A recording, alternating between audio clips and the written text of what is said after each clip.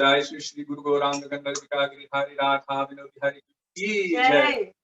नित्य लीला प्रविष्ट ओम विष्णुपादश्रो दर्शन श्री श्रीमान श्री भक्ति वेदांत नारायण गोस्वामी महाराज की जय।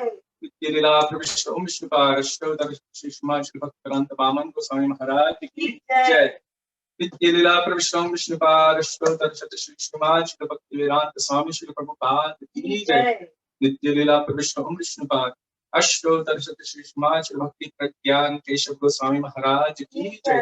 नित्य लीला प्रविष्ट ओम विष्णुपाद अष्टो दर्शत श्री श्रीमान श्री भक्ति सिद्धांत सरस्वती गोस्वामी प्रभुपाद की जय। सब परिकर श्री प्रभुपाद की जय। महाभागवत श्री गुरु किशोरदास बाबूजी महाराज की जय। सप्तम गोस्वामी सच्चिदानंद श्री भक्ति विनोद ठाकुर की जय। वैष्णव सार्वभौम श्री जगन्नाथ दास बाबूजी महाराज की जय। गौरी वेदांताचार्य बलदेव विद्याभूषण प्रभु की जय। श्री विश्वनाथ चक्रवर्ती ठाकुर की जय। श्री नरोत्तम श्रीनिवास श्यामानंद प्रभु त्रय की जय। श्री कृष्णराज कविराज गोस्वामी की जय। श्री गौरी रूपानुग गुरु वर्ग की जय। श्री रूप सनातन भट्ट रघुनाथ श्री जी गोपाल भट्टदास रघुनाथ षड गोस्वामी प्रभु की जय। श्री सुर नारायण मनंदारी श्री पार्षद वृंद की जय। नामाचार्य श्री हरिदास ठाकुर की जय। प्रेम से कहो श्री कृष्ण चैतन्य प्रभु नित्यानंद श्री अद्वैत गिरिधर श्रीवासादि गौर भक्त वृंद की जय। श्री राधा कृष्ण गोप गोपी गोवर्धन वर्षवनाथ श्री ब्रज मंडल की जय। श्री श्याम कुंद राधा कुंड गंग चुमन भक्ति तुलसी देवी की जय। हरि नाम संकीर्तन की जय। अनंत कोटि वैष्णव वृंद की जय। समागत गौर भक्त वृंद की जय। निताय गौर प्रेमानंदे हरि हरि बोल। So now we will do Mangalacharan.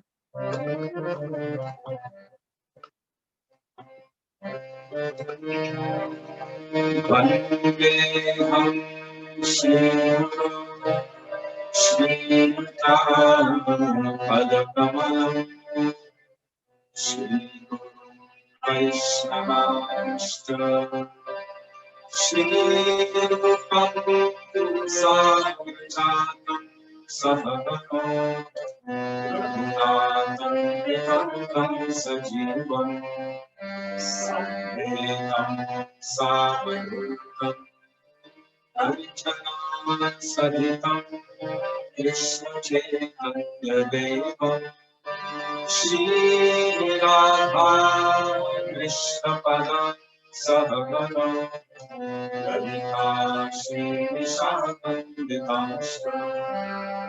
Om Jnanatinirambasya Jnananjanashalakaya Chakshurumilitam Yena Tasmai Shri Gurave Namaha Namo Vishnupadaya Radhikaya Priyatmane Shri Sriman Bhakti Vedanta Narayani Nami Shri Krishna Lila Kakali Sudasham Adarya Madhurya Gunashritam Varam Varenyam Purusham Narayanam Vamshivasam Namami Tridam Vinam Bhakta Shiromadincha Shri Krishna Balaji Chaitanya Vidyamrita Sarasaram Narayanam Hamsadatam Prapadhe Namah Vishnupadaya Krishna Krishnaya Bhutale Srimati Bhakti Vedanta Swami Nityanamine Namaste Saraswati Deve Gauravani Pracharine Nirvishesha Shunyavani Ashtadya Deshatarine Namo Vishnupadaya Gaura Krishnaya Bhutale Shri Srimati Pragyan Keshava Nityanamine Bhakti Charitra स्वश्रितानां शतानिने जीवन्मुखे सदर्भाय श्रीनामप्रेमदायिने नमः विष्णुपादाय कृष्णप्रेष्ठाय भूतले श्रीमते भक्तिसिद्धान्त सरस्वती नामिने श्रीवर्षभारती देवी दैवाय कृपाभये कृष्ण संबंध विज्ञान दैवे ब्रह्मवे नमः माधुर्योज्ज्वल प्रेमाभ्य श्रीरुपानुगभक्तिदा श्रीगौरकरुणा शक्ति विग्रहाय नमोस्तुते नमस्ते गौरवाणि श्रीमूर्तये दिनकारिणे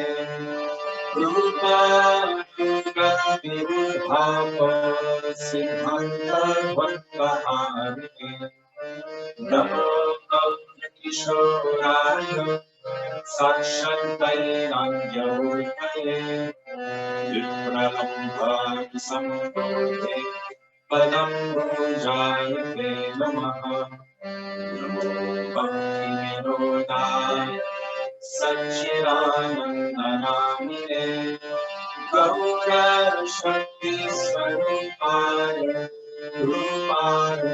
रूपानुगम्परायते गौराविर्भावभूमेस्त्वं निर्देष्टा सजनप्रिय वैष्णवः सर्वभौमश्री जगन्नाथाय ते नमः अनुष्ठानधर्मदरुभ्यश्च कृपासिन्धुभ्येव च पतितानां पावनेभ्यो वैष्णवेभ्यो नमो नमः नमो महामदन्याय कृष्णप्रेमप्रदायते कृष्णाय कृष्णचैतन्य नम्ये गौरत्विषे नमः हे कृष्ण करुणा सिन्धो दीनबन्धो जगत्पते गोपेश गोपिकान्त राधाकान्त नमोस्तुते तप्तकञ्चन गौराङ्गी राधे वृन्दावनेश्वरी वृषभानुसुते देवी प्रणमामि हरिप्रिये जयतां सुरतोपन्तो मम मन्दं मते गति मत्सर्वस्वपदं भोजो राधावनमोहनो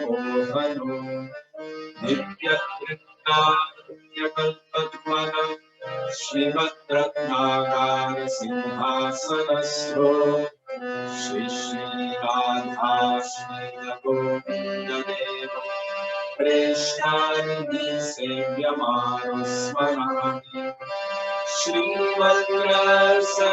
श्रीमद्रसरसानन्दे वंशिवदत्तपस्थितः हर्षन्मे स्मरैर्मूर्ति गोपीनाथश्री स्फुटः वृन्दाय तुलसीदेव्यै प्रियाय केशवस्य च कृष्णभक्तिप्रदे देवी सत्यवत्यै नमो नमः पञ्चतत्त्वात्मकं कृष्णं भक्तरूपस्वरूपकं भक्तावतारं भक्तान्यं नमामि भक्तशक्तिकम् जय श्री कृष्ण चैतन्य प्रभु नित्यानंद श्री अद्वैत गदाधर श्रीवासदि गौर भक्तवृंद चेतो दर्पणमार्जनं भवमहादाभक्तिनिर्वापनं श्रेयर्कैरवचन्द्रिका वितरणं विद्यावतो जीवनम् आनन्दं गुणिवर्धनं प्रतिपदं पूर्णामृतास्वादनम् सर्वात्मानं परं विजयते श्रीकृष्ण संकीर्तनम् हरे नाम हरे नामेव केवलम् कलो नस्येव नस्येव नस्येव गतिरन्यथा हरे Krishna Krishna Krishna Hare Hare Hare Ram Ram Ram Hare Hare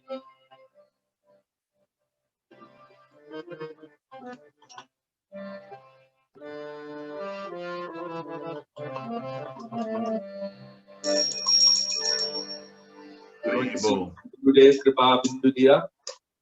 Page 32 in the small songbook.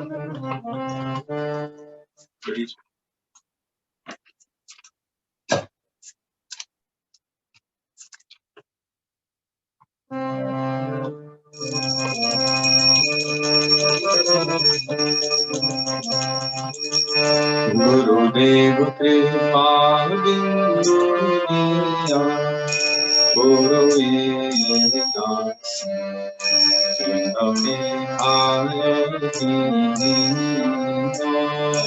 Gurudev Kripa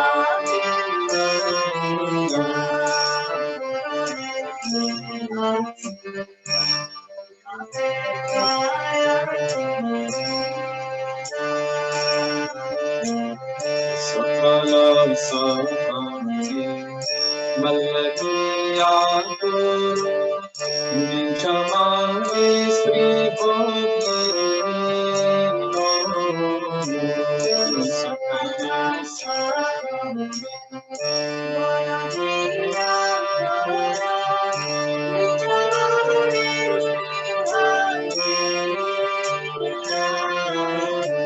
Guru Kripa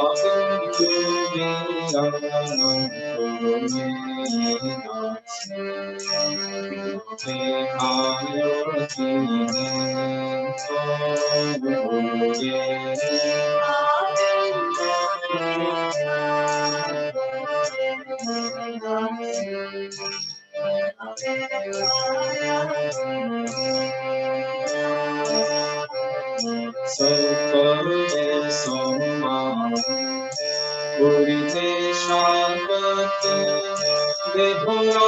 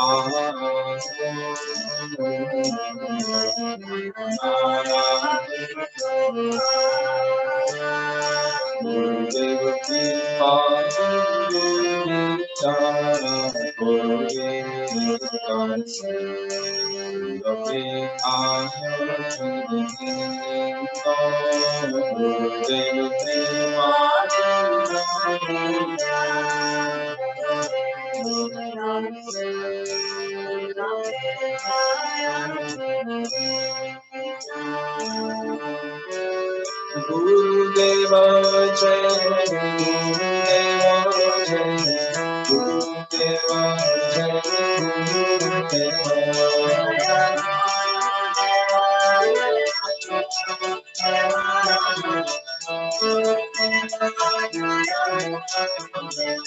Jai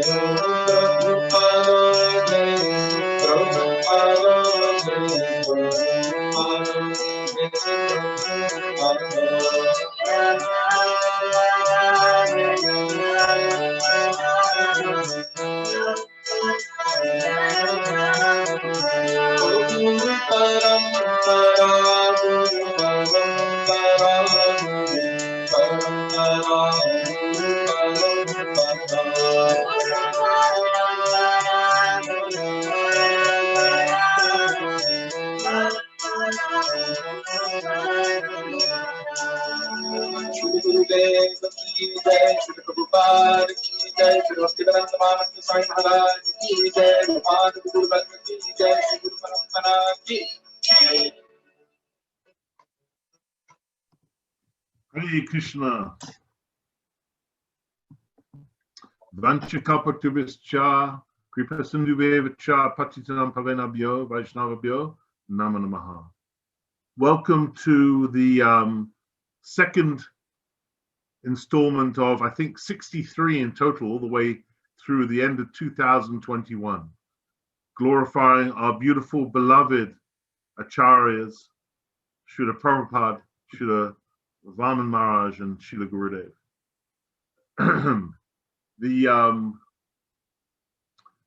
The speakers today will be starting in a moment with Sudevi and Kishori, and then moving on to Ramakanta and Mukunda Prabhu, Ramakanta Prabhu, then Mukunda Prabhu, then Vasanti Didi, then Srimati, Syamarani, and then close out the Kirtan, ending at 2 o'clock. I don't really feel like I need to introduce probably any of these speakers, certainly not Kishori and Sudevi, but just a couple of quick words before handing over to their beautiful Harikata. Kishori and Sudevi, both born as devotees, and in my experience with them, they are probably one of the two of the foremost proponents of keeping very clearly and firmly, steadfastly and bravely at times to the teachings and the mood of Srila Gurudev, never deviating to express some errant opinion of their own, but always quoting and re-quoting Srila Gurudeva and Parampara, wanting to preserve and spread these teachings. They've been doing so for the last 20 years, year after 21 years, I think. Unbelievable amount of traveling and sacrifice. So I know everyone's excited to hear them rather than me. So I'm going to hand over to them for their Harikatha. Thank you so much, both of you, for agreeing to speak. I know you have a program straight after this, so it's a lot to ask. So much appreciated. Hare Krishna, please. Thank you very much for inviting us, giving us the opportunity to remember and glorify the beautiful form, qualities, pastimes of our Gurudeva and our Guru Varga. We look forward to every opportunity that we receive for this, and also to help remind ourselves of the grace that they have given us. So before I begin, I'd just like to offer a couple of prayers to Srila Gurudeva. Gurave Gaurachandraya Radhikaya Tarale Krishnaya Krishna Bhaktaya Tadbhaktaya Namo Namaha Ajnanatimiraandhasya Jnananjana Shalakaya Chakshurunmilitam Yena Tasmai Shri Gurave Namaha Nama Vishnupadaya Radhikaya Priyatmane Shri Srimati Bhaktivedanta Narayana Namine Nama Vishnupadaya Krishna Preshthaya Bhutale Srimate Bhaktivedanta Swami Namine Vancha Kalpatarubhyascha Kripa Sindhubhya Evacha Patitanang Pavanebhyo Vaishnavebhyo Namo Namaha Shri Krishna Chaitanya Prabhu Nityananda Shri Advaita Gadadhar Shivasadi Gaura Bhakta Vrinda Hare Krishna Krishna Krishna Hare Hare Hare Rama Rama Rama Hare Hare Mukam Karoti Vachalam Pangum Nandayate Girim Yatrapatamaham Vande Shri Gurum Natarinam.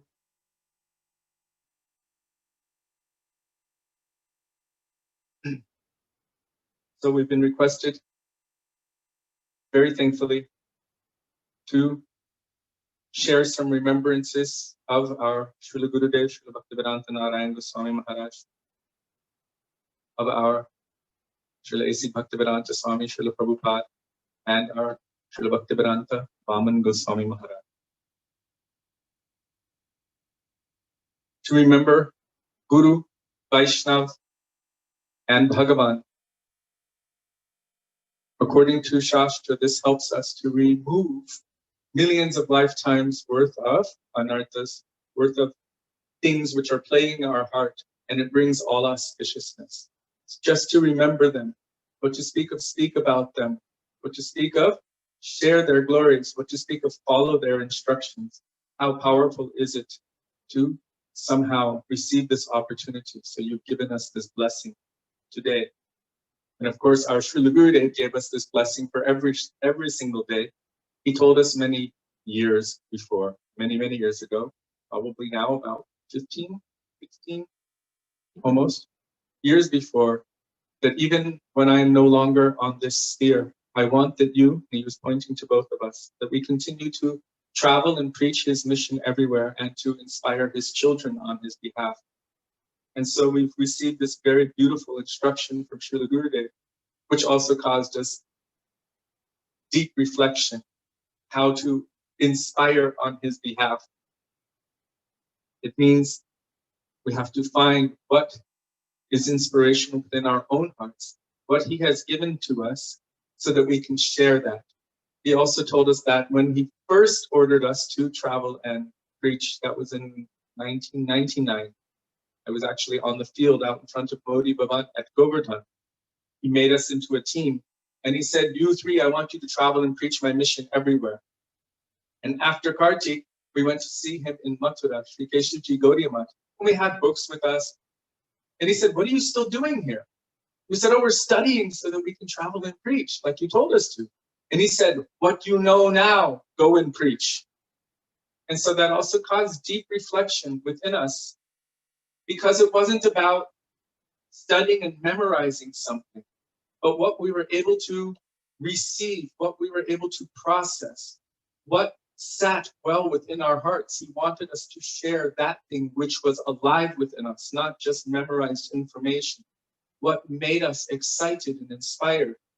And then later on, many years later, when he wanted us to go to Los Angeles, he used very interesting words to us. He said, I want you to breathe life into Los Angeles. Breathe life? What does that mean? And so I was really doing research on it. I was crying in Rupa Goswami's Samadhi, crying in front of Jiva Goswami's Samadhi, praying, how can I follow this order of Gurudev? What does it mean to breathe life? And I was looking in the dictionary, and I came on the word inspiration, and it said to breathe life. And then I was reflecting upon the teachings of our Gurudev and our Acharyas. And they said, only one who has life can give life.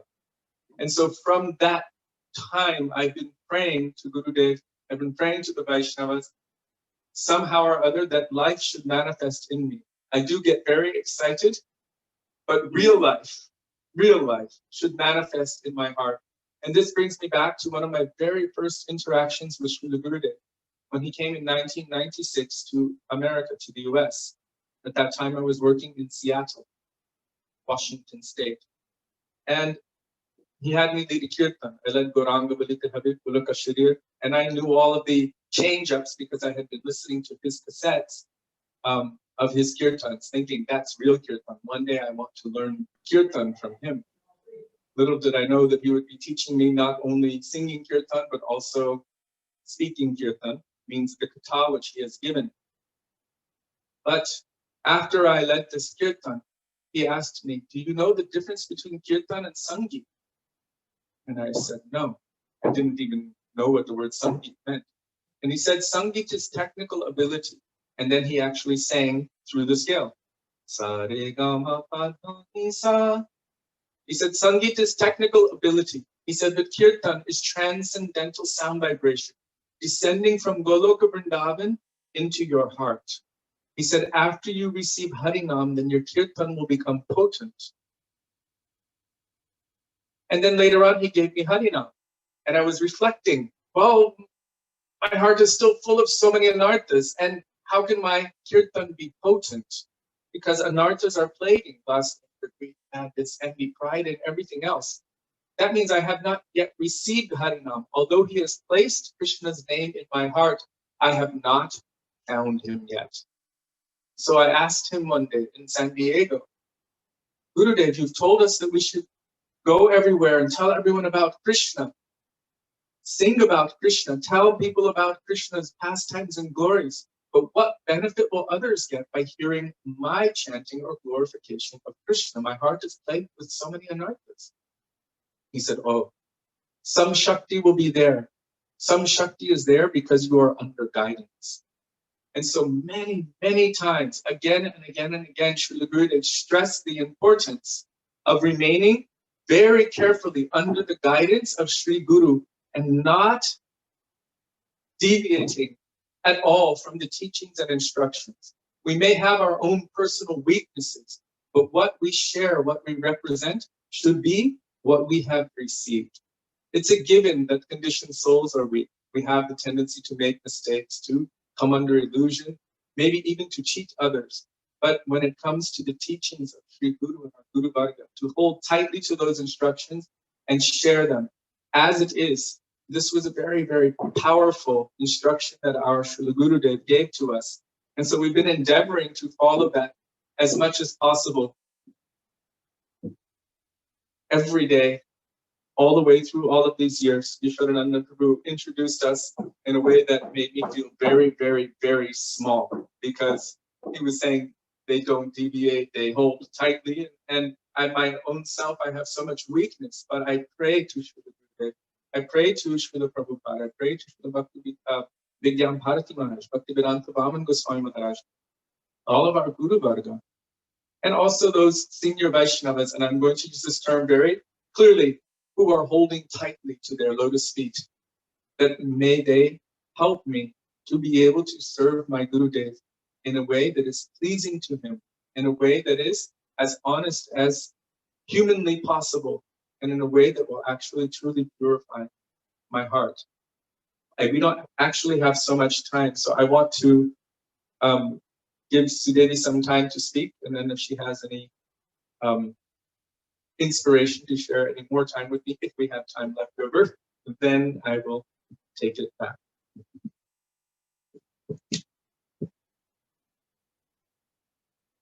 So I did within my heart while he was doing Mangalacharna, I was also praying. So also I'm just offering my most heartfelt Dandavat Pranam to all of the devotees, the Vaisnavas who have invited us to take part in this beautiful festival. I have found that, you know, when Yashodanandam Prabhu introduced us and then he said, I know you have another program, so thank you. And I felt, no, thank you. Thank you for inviting us, for letting us be part of this, for adding our names to this list of Vaishnavas who throughout all of this time will be remembering and glorifying and trying to follow the teachings of these acharyas. To include us in that, we feel so grateful and very indebted. So I was thinking of what I would speak today about these three personalities. And then just as I sat down, Yashodhari Didi was like, well, I can't wait to hear you talk about your stories with Gurudev. I was like, what? Oh, is that what I'm going to do? So as we were singing Gurudev Kripa Bindu Diya, I know I've told this story before, but some different realization came to me. So I would like to share one very beautiful Leela that Srila Gurudev included me in. So in the late 90s, first Srila Gurudev gave us Shri Radha Vinod Bihariji and our Thakurji, and he installed them. He gave them to us in Vrindavan. And then a year later, I got Mahaprabhu. I had Mahaprabhu made. And it wasn't until we went to the Fiji Islands, or actually Fiji, and I was able to see Gurudev and bring Gauranga, and I wanted him to do Pran Pratishtha.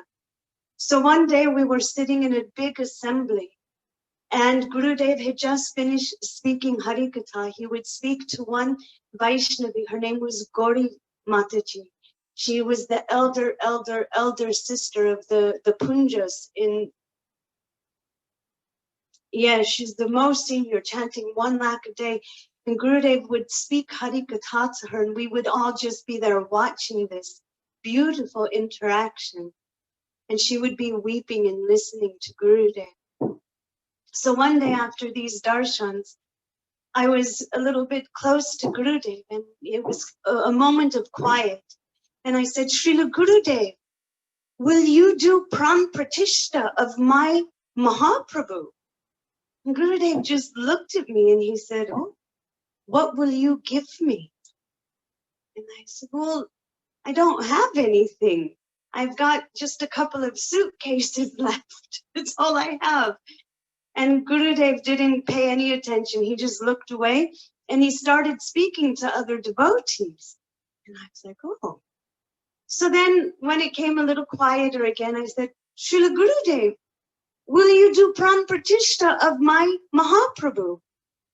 Gurudev again looked at me and he said, what will you give me? And then he pointed into the crowd halfway back behind me and said, will you give me Kishori Mohan Prabhu? And my eyes got wide. And then Gurudev smiled and he said, I will give him sannyas. Would you like that? And I looked at Gurudev.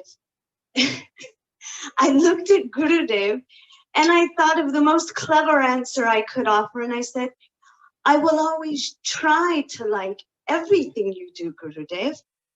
And again, Gurudev just sort of ignored me and talked to some devotees. And then he got up and he started to walk toward his room. And at that time, Kishori Mohan Prabhu and I were together. And we went right behind him and I said, Srila Gurudev, will you do Pran Pratishtha of my Mahaprabhu? Gurudev spun around and he said, do you want Prabhu or Mahaprabhu? and I started to tremble. My ears were burning and I was really frightened. I was shaking. And with my lips, not with my heart, not with any kind of conviction, very quietly, I said, Mahaprabhu. And then he said again, do you want Prabhu or Mahaprabhu? And I said, Mahaprabhu. And then Gurudev raised his hand and blessed me and said, thank you very much. And then he walked into his room and shut the door. And I was standing there completely freaked out. I just gave my husband away.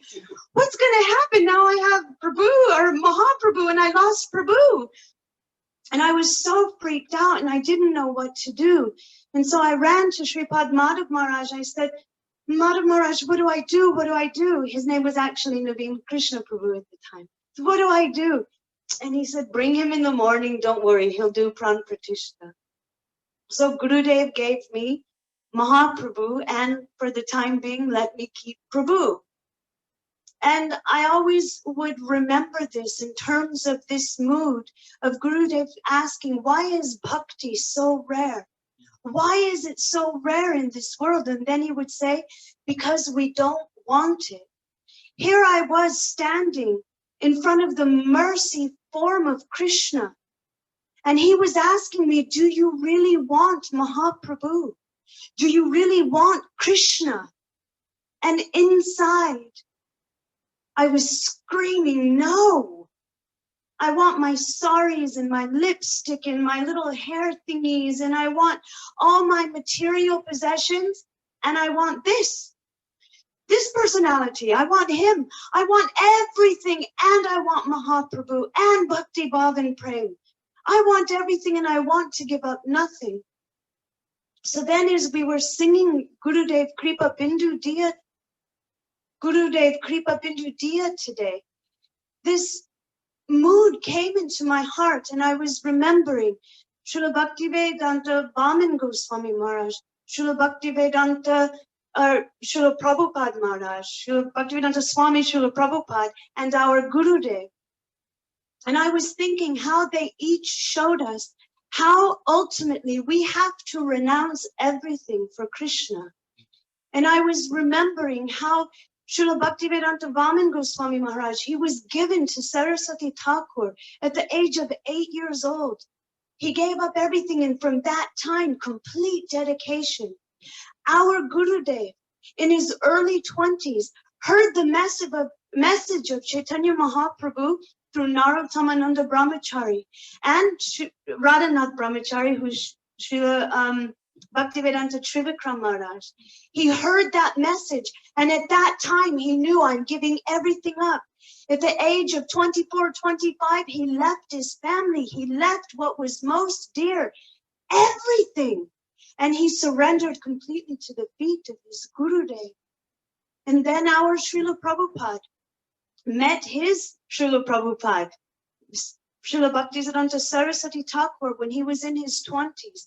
And he heard a message, he heard an order that he carried deep within his heart through all of his life. You should preach in the English language. You are an intelligent young man. You should write books and preach in English. He carried this mood and he served his Gurudev and his Guru Varg through those years.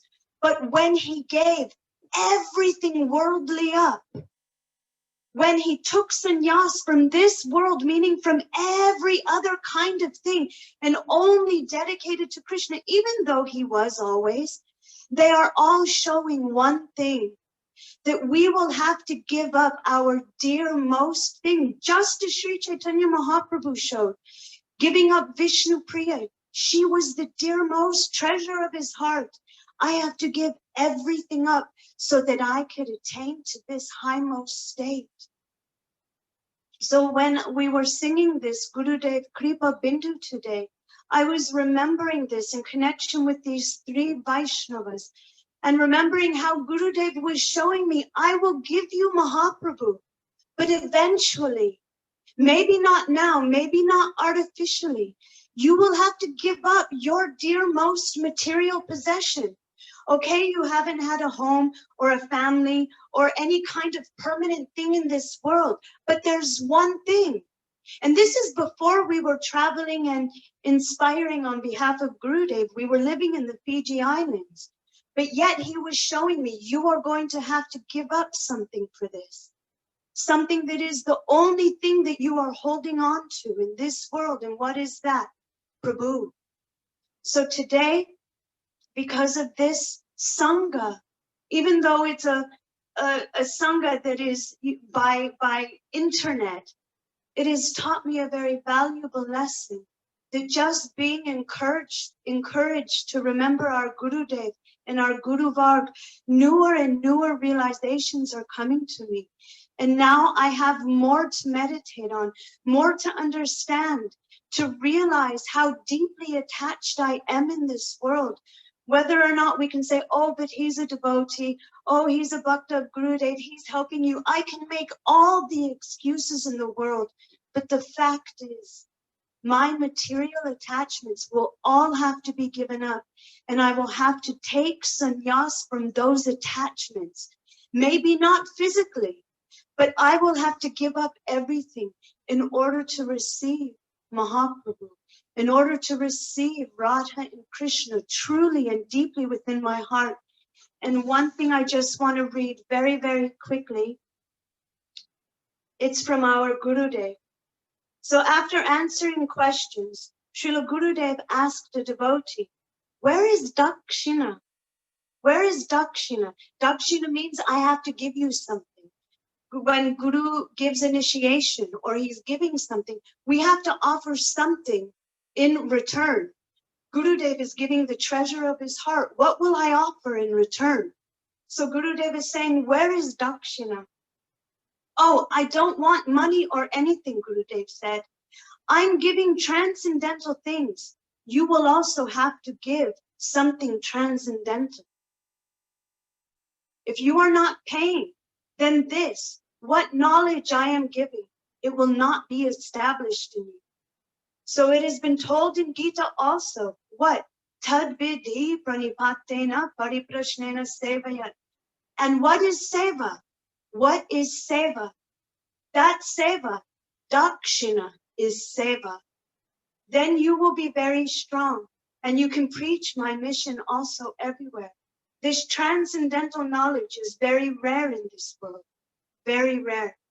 I have some touch with transcendental persons, and they have given me some very little. And that is why I am giving all of this. But you should know, oh, you should know, I am very tricky. I will go into your heart like a needle, and what will be? Whole heart I will take. I will remove all others from there, and then alone with Krishna I will sit. So this is the mood of surrender.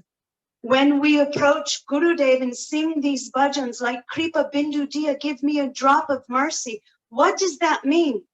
Gurudev is entering our heart like a needle, and slowly but surely he is removing everything else that we are holding on to. All of these attachments until finally Sri Guru and Sri Radha and Krishna, Sri Gauranga, will be sitting in our heart. That will be their throne, not my throne.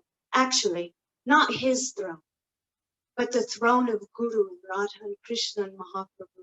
So thank you for this inspiration and for giving me an opportunity to remember my beautiful Guru Varga. Dandavat Pranam. Gurudev ki jai, Shri Prabhupada ki jai, Ramakanta Swami Maharaj ki jai, Bhan Guru Varga ki jai, Gaur Bhaktivinoda ki jai, Gaur Premanande, Hari Hari Bol.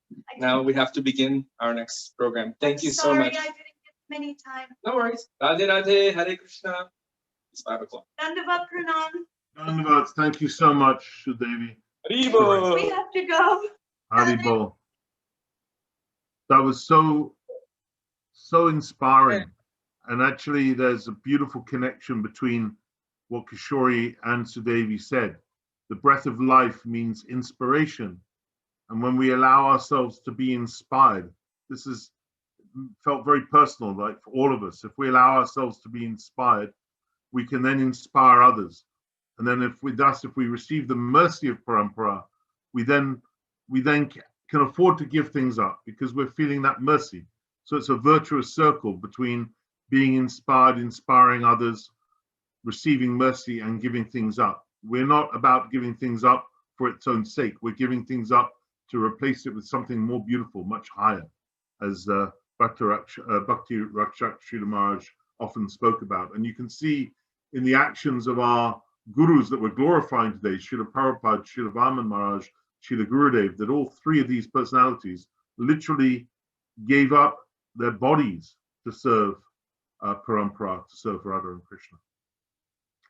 So thank you very much, Sudevi and Kishori. And we're moving on to our next speaker. Before I move on to our next speaker, just a quick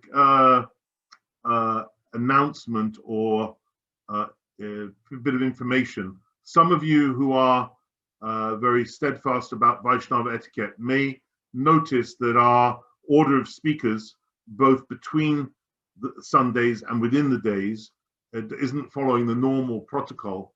This is for two reasons. One is time zones. We have to adjust to time zones, and thus the order of speakers often is sensitive to the time zone that the speaker is speaking from. So today, for example, we have speakers from the United States and from India. And the second thing is we want to give opportunities to devotees at different levels of seniority each week. So we're mixing it up a bit. So forgive us for going slightly contrary to normal etiquette, but I think Yeshadar and I both think this is a way of engaging more participation across the Sangha, which is really nice. So I'm very excited now to introduce our second speaker, who's going to be speaking for 15 minutes. His name is Ramakanta. I've known him for a very long time.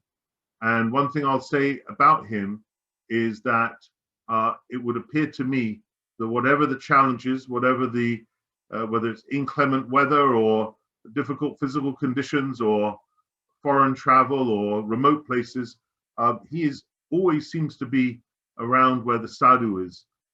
So he appears to me over these years to be one of the most consistent servants of Harikatha. So he has certainly put himself in a position of being inspired by their mercy continually. So I'm very excited to hear how he is going to inspire us today. So with no further ado, I hand over to my beautiful godbrother, Ramakanta Prabhu. Haribol Ramakanta. Hare Krishna, Dandavats to all. Thank you for the nice introduction, although it's far better than I really am. But the Vaisnavas are very kind, and that whatever their bhav is, they see in everybody else. So I thank you very much. Mukhan karoti vachalam pangam langati karim yakripa tamaham vande Sri Gurum Dinacharane Paramananda Madhavam Paramananda He Madhava Padangulu Chimakaranda Se Makaranda Ponakori Ananda Bolo Hari Hari Harinka Nama Vanda Vela Parikari Vechakadola Se Chakadola Payare Manomo Rahu Nirantare Manomo Nirantari Rahu Krishna Bali Jiva Jo Krishna Bali Jo Jiva Mote Udara Radadava Mote Udara Radadava Mote Udara Radadava Vandeham Shri Guru Shri Tapadakamalam Shri Gurum Vaishnavamscha Shri Rupam Sagrajatam Sahagana Raganatam Vitam Tam Tam Sajivam Savadetam Savadutam Parijanam Sahitam Krishna Chaitanya Devam Shri Shri Radha Krishna Padan Sagana Lita Shri Vishakam Vitamscha Om Mangal Tamarandasya Gananjana Shalakaya Chakshuram Militam Yena Tasmai Shri Gurave Namaha Namarum Vishnupadaya Radhikaya Priyapane Shri Srimad Bhaktivedanta Narayani Tinamane Shri Krishna Lila Katsanesh Lakshamadori Maduri Ganashtiaktam Paramvarenium Prashamahantam Narayanam Tam Sarasi Namami Shri Dandim Bhatim Ceremonium Cha Shri Krishna Prabhu Take a Hiri Chaitanya Lilamrita Sarasanam Narayanam Tam Satatam Prapade Namaram Vishnu Padaya Swami Priyamane Shri Srimad Govinda Goswami Niti Namane Vanchikalpatarubhishya Kripa Sindhubayavacha Patitanam Pavnebhyo Vaishnavebhyo Namo Namaha.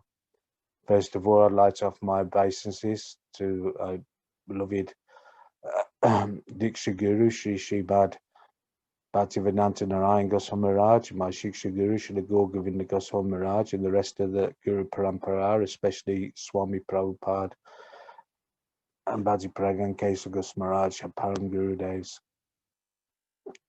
That's in this world that we're controlled. Although we don't like to be controlled, we like to be independent.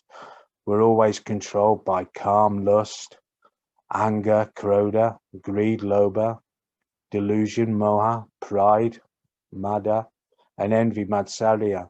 Also by hunger, thirst, old age, and death. But we have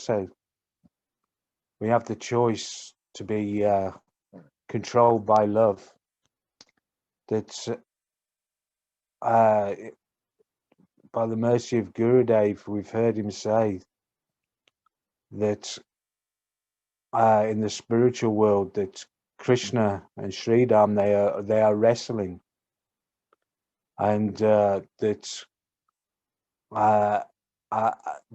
eventually Sridham pins Krishna to the floor, and he gets up saying, "I'm the winner, I'm the winner." And he sees Krishna smiling, and he says, "Why are you smiling?" And he says, "No, I won." And Sridham says, "What do you mean I pinned your shoulders to the floor? I'm the winner." And Krishna says, No. He says, "My nose, he was pointing up. Your nose was pointing down, so I am the winner." And also, Gurudev has told us about Krishna going to all of the gopis' homes to steal butter. That he tells at one time that Krishna was caught red-handed with his hand in the butter, and the gopi says, "What are you doing?" He says, Krishna says, "Oh, mother, I lost my calf," and he pulls out a little calf out of the butter, smiles and runs up. Another time, the gopi catches him red-handed and grabs him by the wrist. And he says, "This time I'm going to take you to Mother Yashoda." So he grabs. She sets off towards Mother Yashoda's, and along the way, Krishna says, "Oh, my wrist is hurting so much. Can you please take the other wrist?" And so she grabs hold of the other wrist, and she arrives at Mother Yashoda's and knocks on the door. Says, "I've caught your Krishna red-handed. That he's been stealing the butter." And that Mother Yashoda saying, "My Krishna," and Krishna he had already ran home and snuck in through to the bedroom, and he comes out and he said that after says that, "Ma, what's going on?" And then the gopi looks down, and that it was her own son that she was carrying. It was she had. This way, Krishna was bewildering all the gopis. So Mother Yashoda is thinking to herself that by Krishna, that maybe it's because the servant servants are churning the butter.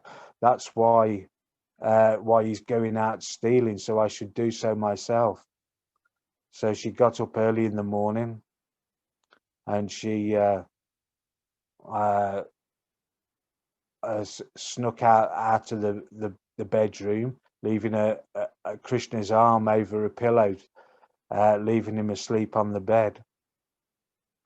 She was there she is at the grinding mortar, with not the grinding mortar, sorry, the yogurt churner, and she's churning, and as she's going backwards and forwards, the bracelets on her wrists are going runjun runjun, like the bells on the Krishna's feet, and also that the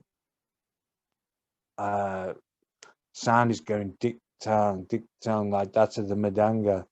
Fire on you, those are not doing Krishna bhajan. And at the same time as she's churning the yogurt, the butter for Krishna, she's singing Govinda Damodara Madhaveti, Govinda Damodara Madhaveti, Govinda Damodara Madhaveti, Govinda Damodara Madhaveti. She's completely absorbed in Krishna's pastimes. And Krishna is there lying on the bed, and he wakes up, Ma, where's Ma? And he starts shouting, Ma, getting higher and higher, but your mother Yashoda's absorbed in churning the butter. So somehow or other, he gets to the edge of the bed and lowers himself off the edge of the bed, and he runs into to the kitchen where Mother Yashoda's completely absorbed, and then he grabs hold of Mother Yashoda's veil, and she picks him up and starts to feed him the breast milk.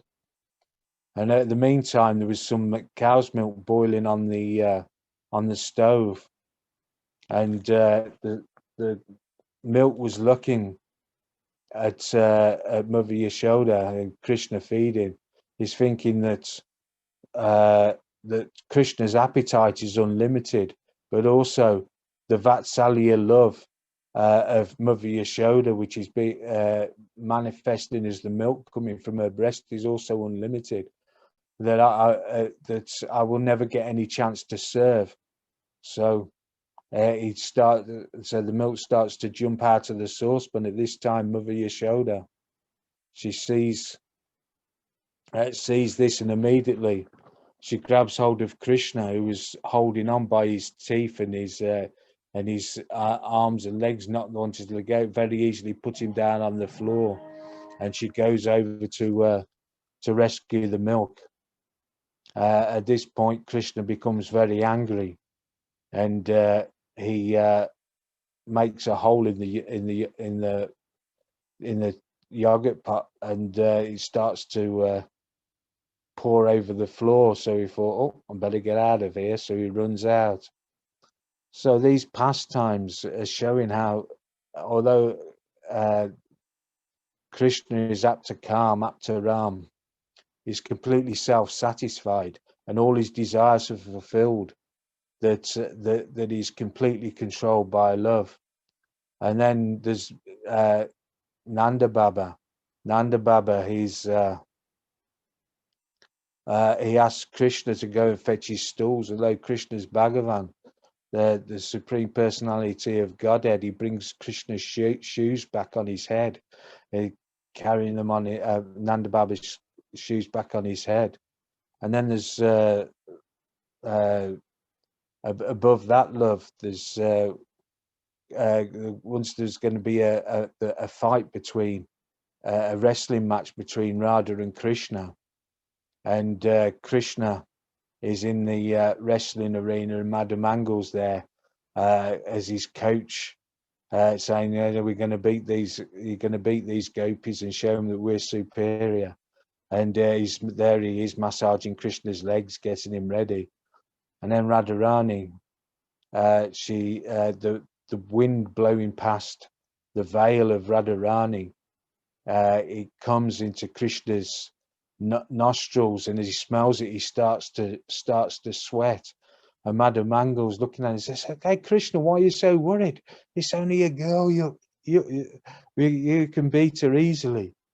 And then as Radharani starts to approach the wrestling arena, then Krishna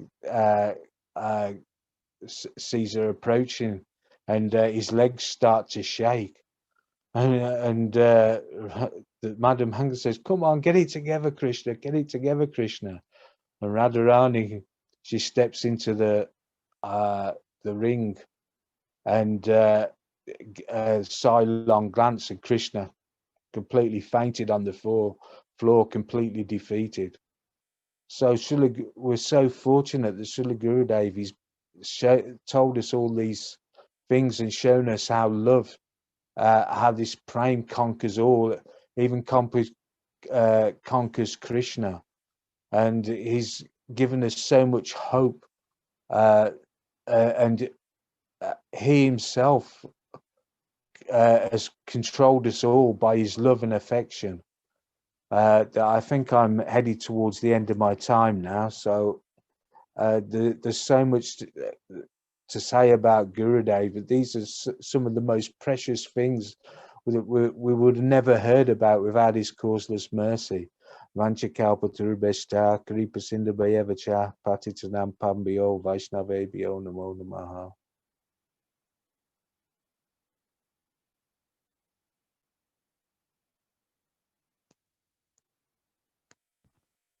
Haribol, Dandavat Pranams, Ramakanta, Prabhu, thank you so much for your beautiful contribution. And I think there's a very sweet theme that has continued from Sudevi and Kishori's offering, through your offering, which is that when we can be inspired, and when we're coming from love, and when we understand that Radha and Krishna, they're controlled by love, Krishna is controlled by love.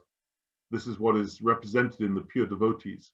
The pure devotees that we're all glorifying today were all able to control Krishna through their love, and they're able to be controlled if we can love them sufficiently enough. And that's what they're teaching us to do, and teaching us to do in our dealings with each other, which is very difficult. So thank you very much for reminding us of that. And we can see that in Srila Gurudev's dealings with so many people. I remember very much when watching Srila Gurudev with Sripad Bhaktivedanta Madhav Maharaj, how much he was controlled by his love, actually. Very beautiful. So we're ready for our next speaker, who is joining us all the way from the United States. His name is Sriman Mukunda Prabhu, and he has quite a beautiful and very sweet history of association and seva.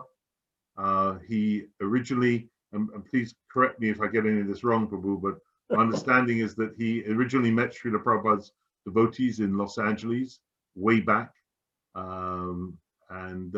He was a pioneer of preaching Hare Krishna philosophy in Africa.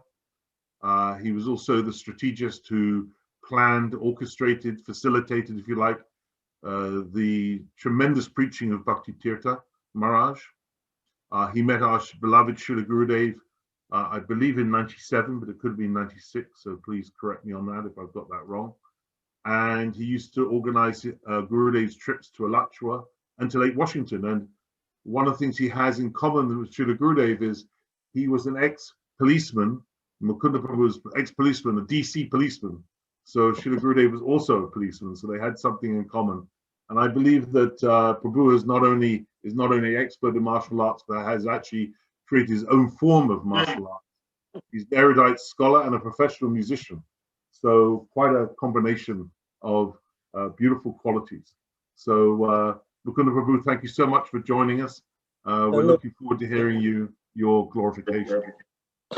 Dandavats Prabhuji. First, let me get rid of all the embarrassment from from all that you've said. Gurudeva Gaurachandraya Radhikaya Tadale Krishnaya Krishna Bhaktaya Tadabhaktaya Namo Namaha Vancha Kalpatrubhyascha Kripa Shandhavevacha Patitanam Pavanebhyo Vaishnavebhyo Namo Namaha Jai Shri Krishna Chaitanya Prabhu Nityananda Shri Advaita Gadadhar Shivasari Gaur Bhaktivinoda Hare Krishna Krishna Krishna Hare Hare Hare Rama Rama Rama Hare Hare. So actually, I met Srila Gurudev the very first time. I was on Padayatra, actually, ISKCON Padayatra. And that year, which almost never happened, though it's happening now, but back at that time, Ram Janmabhoomi was always closed because of the conflict between the Muslim community there and the Hindu community. But that year it was open, and the Padayatra went to Ram Janmabhoomi. So when we were returning from there, we stopped in Mathura, and I was traveling with, I think, 2 sannyasis and one other Grahasta devotee. And when we embarked in Mathura, they suggested that we go and see Srila Narayan Maharaj. So I was really, really tired. You know, we had done the Padayatra first of all, and then the train ride back was a little bit intense, and it was Ekadasi. So it was a lot going on. And I asked, well, you know, where is it? Where are we going? And to whom are we going to see? Just, oh, no, you have to come. This is where Srila Prabhupada took sannyas. So it was obviously Keshavaji Gaudiya Math. And so I went. And at that time, myself and Ayendra Prabhu, Ayendra, of course, was a very, very good Kirtaniya. And we had known each other for many, many years in New York and had done Kirtan together.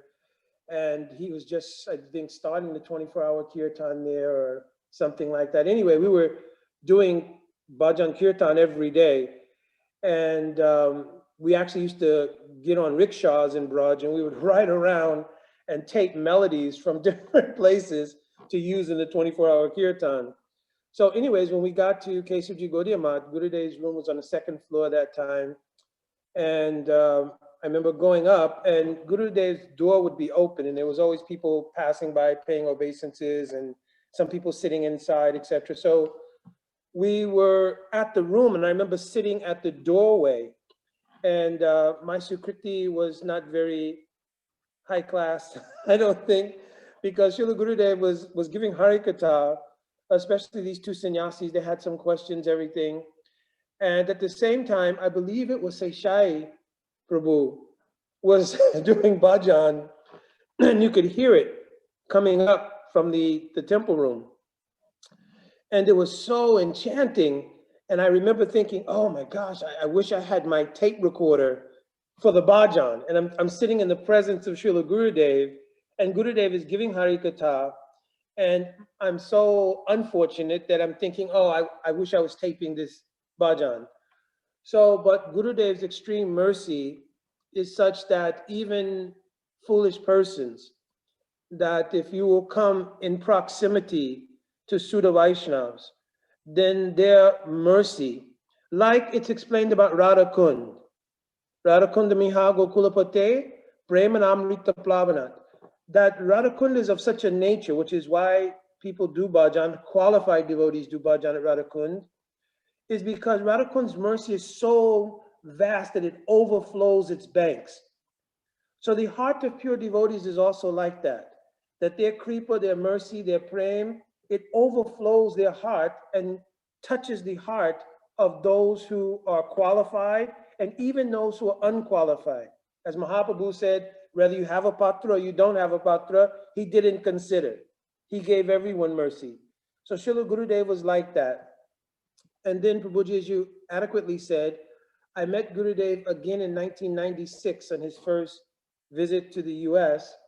He came to the East Coast, and during that time, he was traveling with one devotee, Pujapat Nrsimha Maharaj, who's, of course, left his body not so long ago, I don't believe.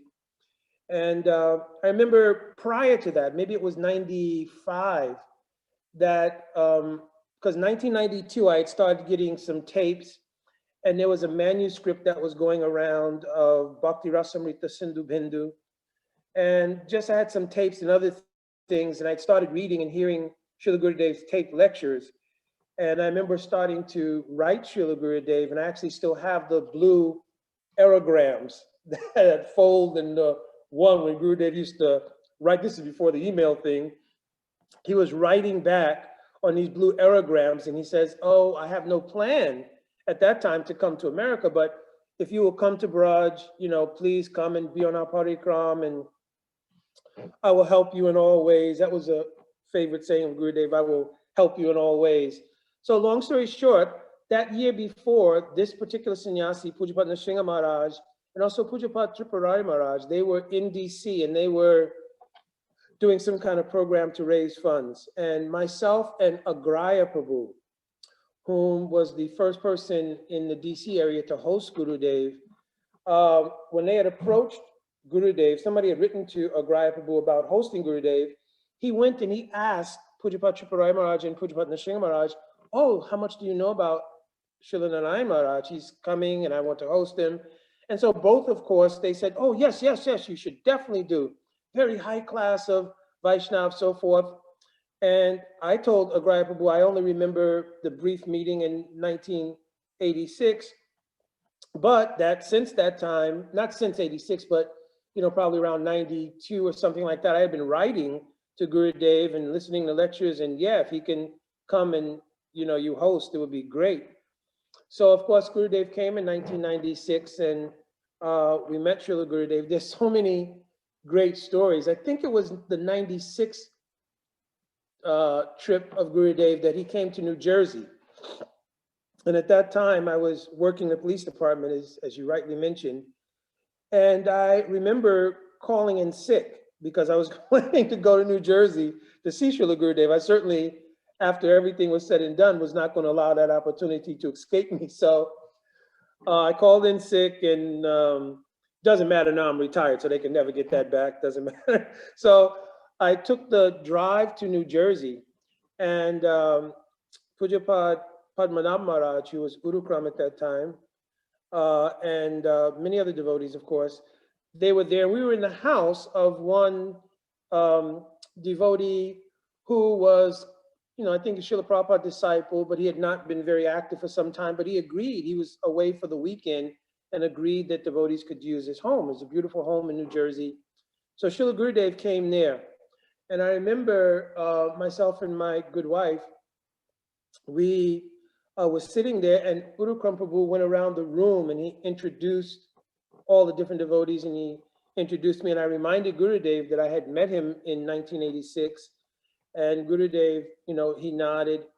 But then Gurudev began his Harikatha, and he began his Harikatha by saying, "What time is it now?"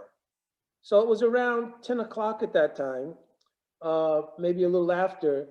And so Gurudev then began describing from Ashtakali Lila the particular pastimes related to that time of day. And I remember thinking, my gosh, just in this introductory situation here, Gurudev has started on such a high level Harikatha. And both me and my wife, we were so enthused. My wife is a dentist, and of course, she's retired now, but at that time she had an active practice, and unlike myself, she could not just cancel patients at will and everything.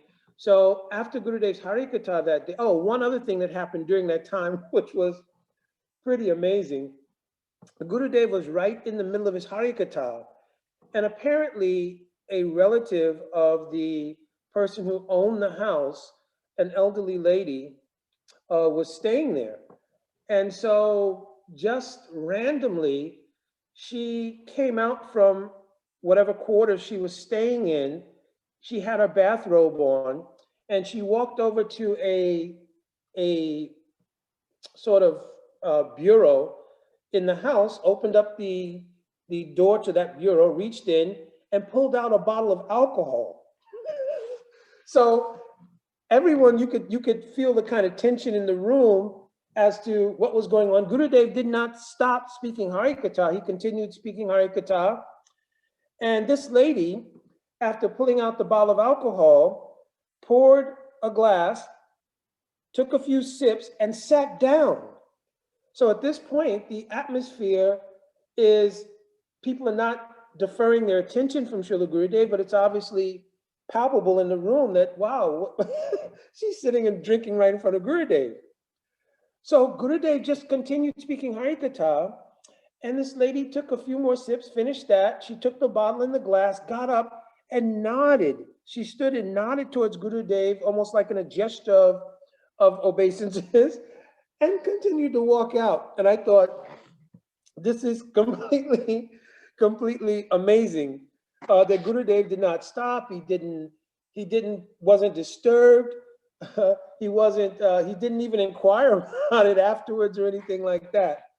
But anyways, after that day, myself and my wife, we drove back because she had to work the next day. And when I reached home, another devotee friend of mine, Sanatan Goswami Prabhu, he was also hearing about Gurudev and everything at that time. And I told him, I just came from New Jersey and Srila Gurudev is there.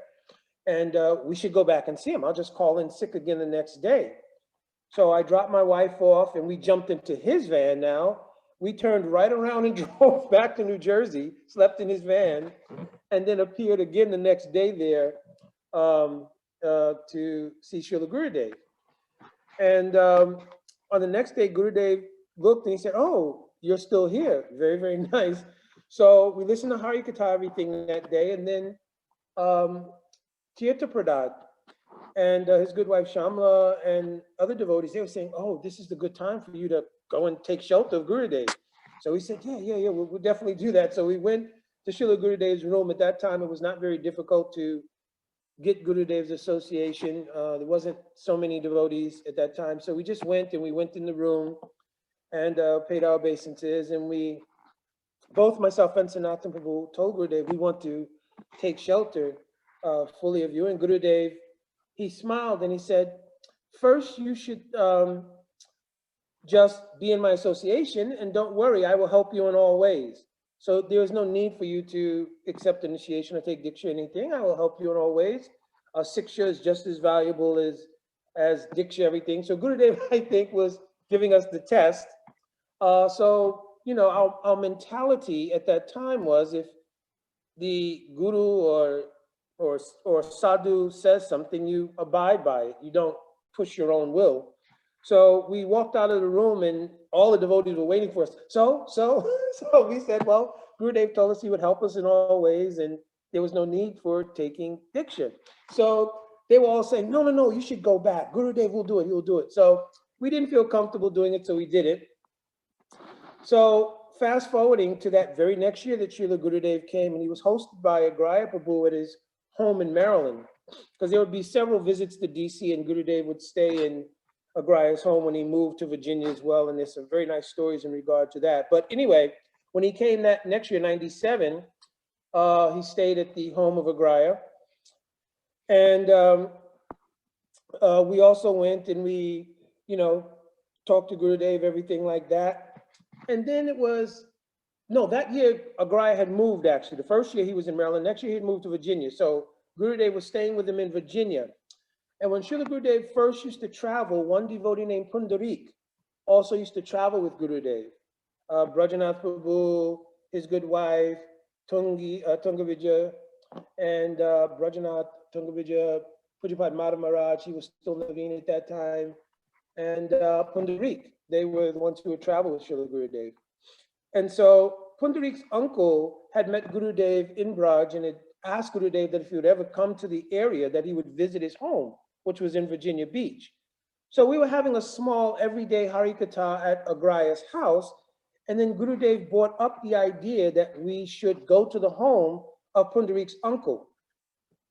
So Virginia Beach from where we were staying was about a 2 or 3 hour ride, and we told Gurudev, listen, we will all chip in and pay for Pundarik's uncle's family to come up here, and Agraya Prabhu and other devotees can host them in their homes, and that way you wouldn't have to be under the stress of the travel.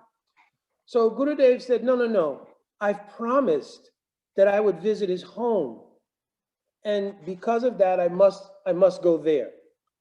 So Gurudev said that myself and Agraya should also come. So I agreed to drive, and Agraya Prabhu rode along, Brajanath, Madhav Maharaj, and Gurudev. So we got in the van and we headed out towards Virginia Beach. Along the way, Srila Gurudev had wanted to use the restroom. So this was another one of those amazing stories. So normally I would always see that whenever Gurudev would go anywhere, he would either on the shoulder of Brajanath Prabhu or on the shoulder of Madhav Maharaj, Gurudev would get down and he would put his arm on their shoulder and walk. Everybody's seen this so many times.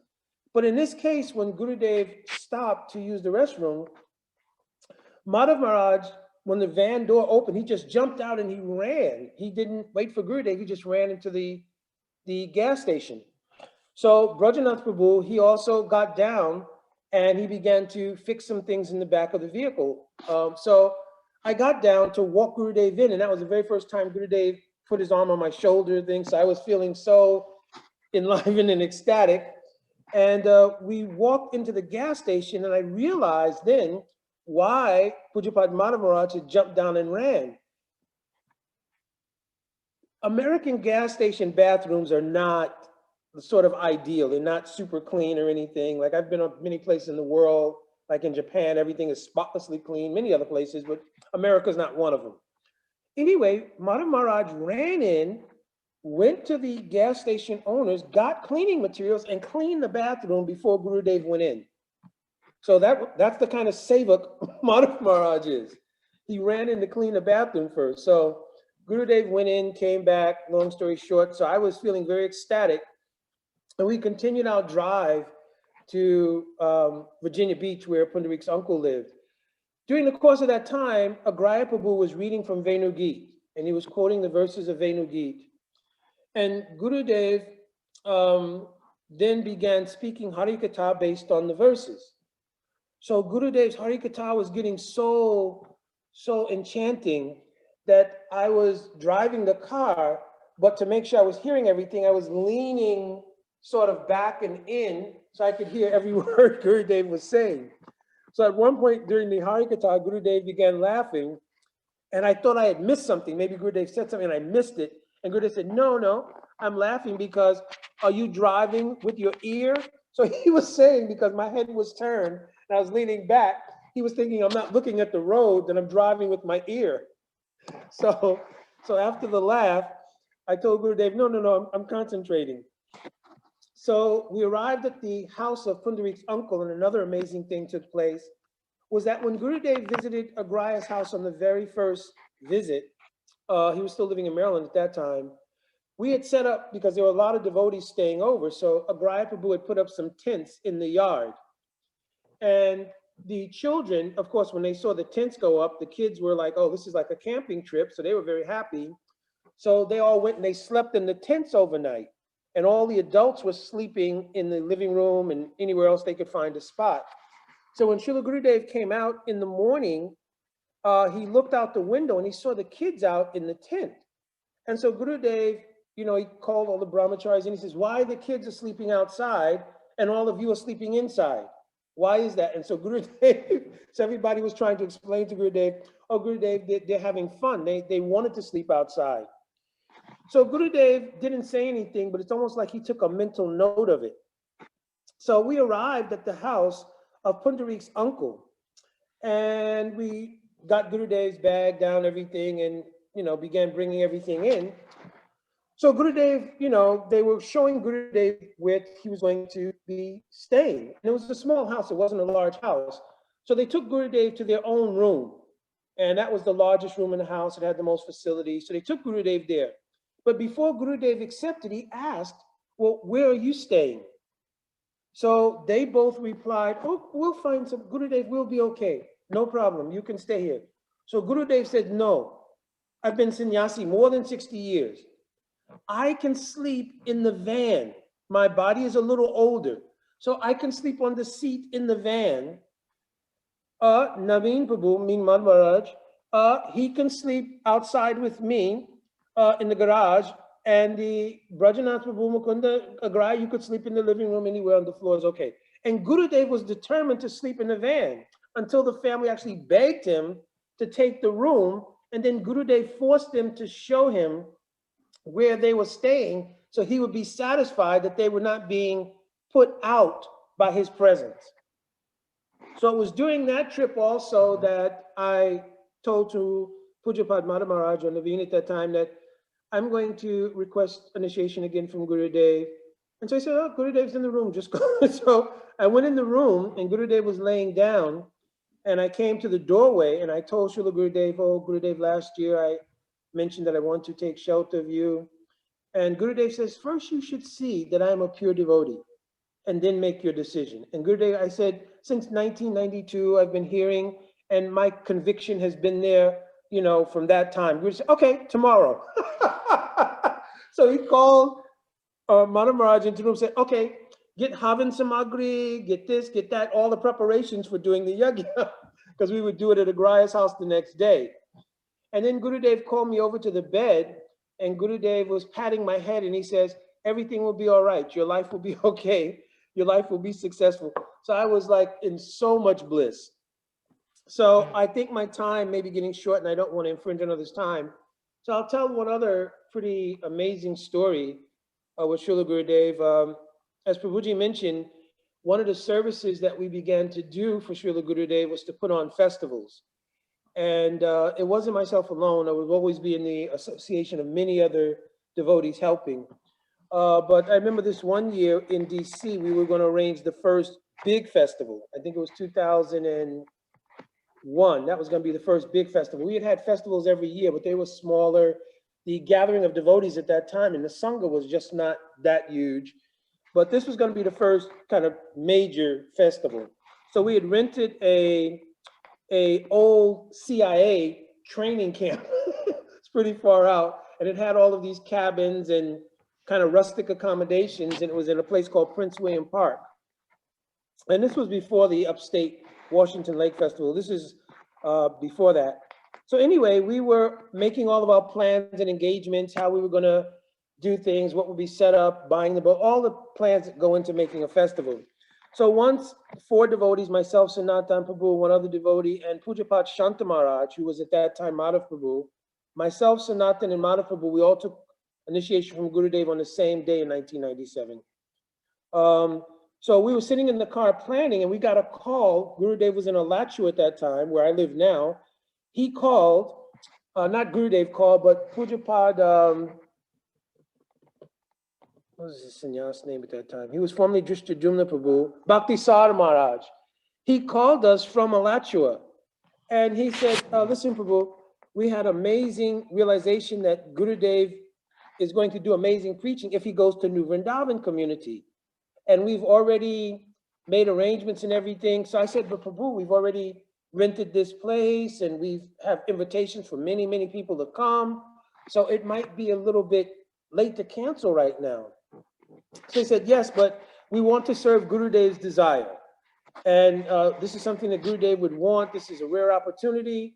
So we acquiesced and said, well, okay, if Gurudev wants that to happen, then we'll try to work it out. We said, we don't really know what we're going to do about the plans we've made. He said, well, just put up notices that people should come to New Vrindavan. That was kind of a ridiculous idea, but anyway, we were a little disheartened to say the least.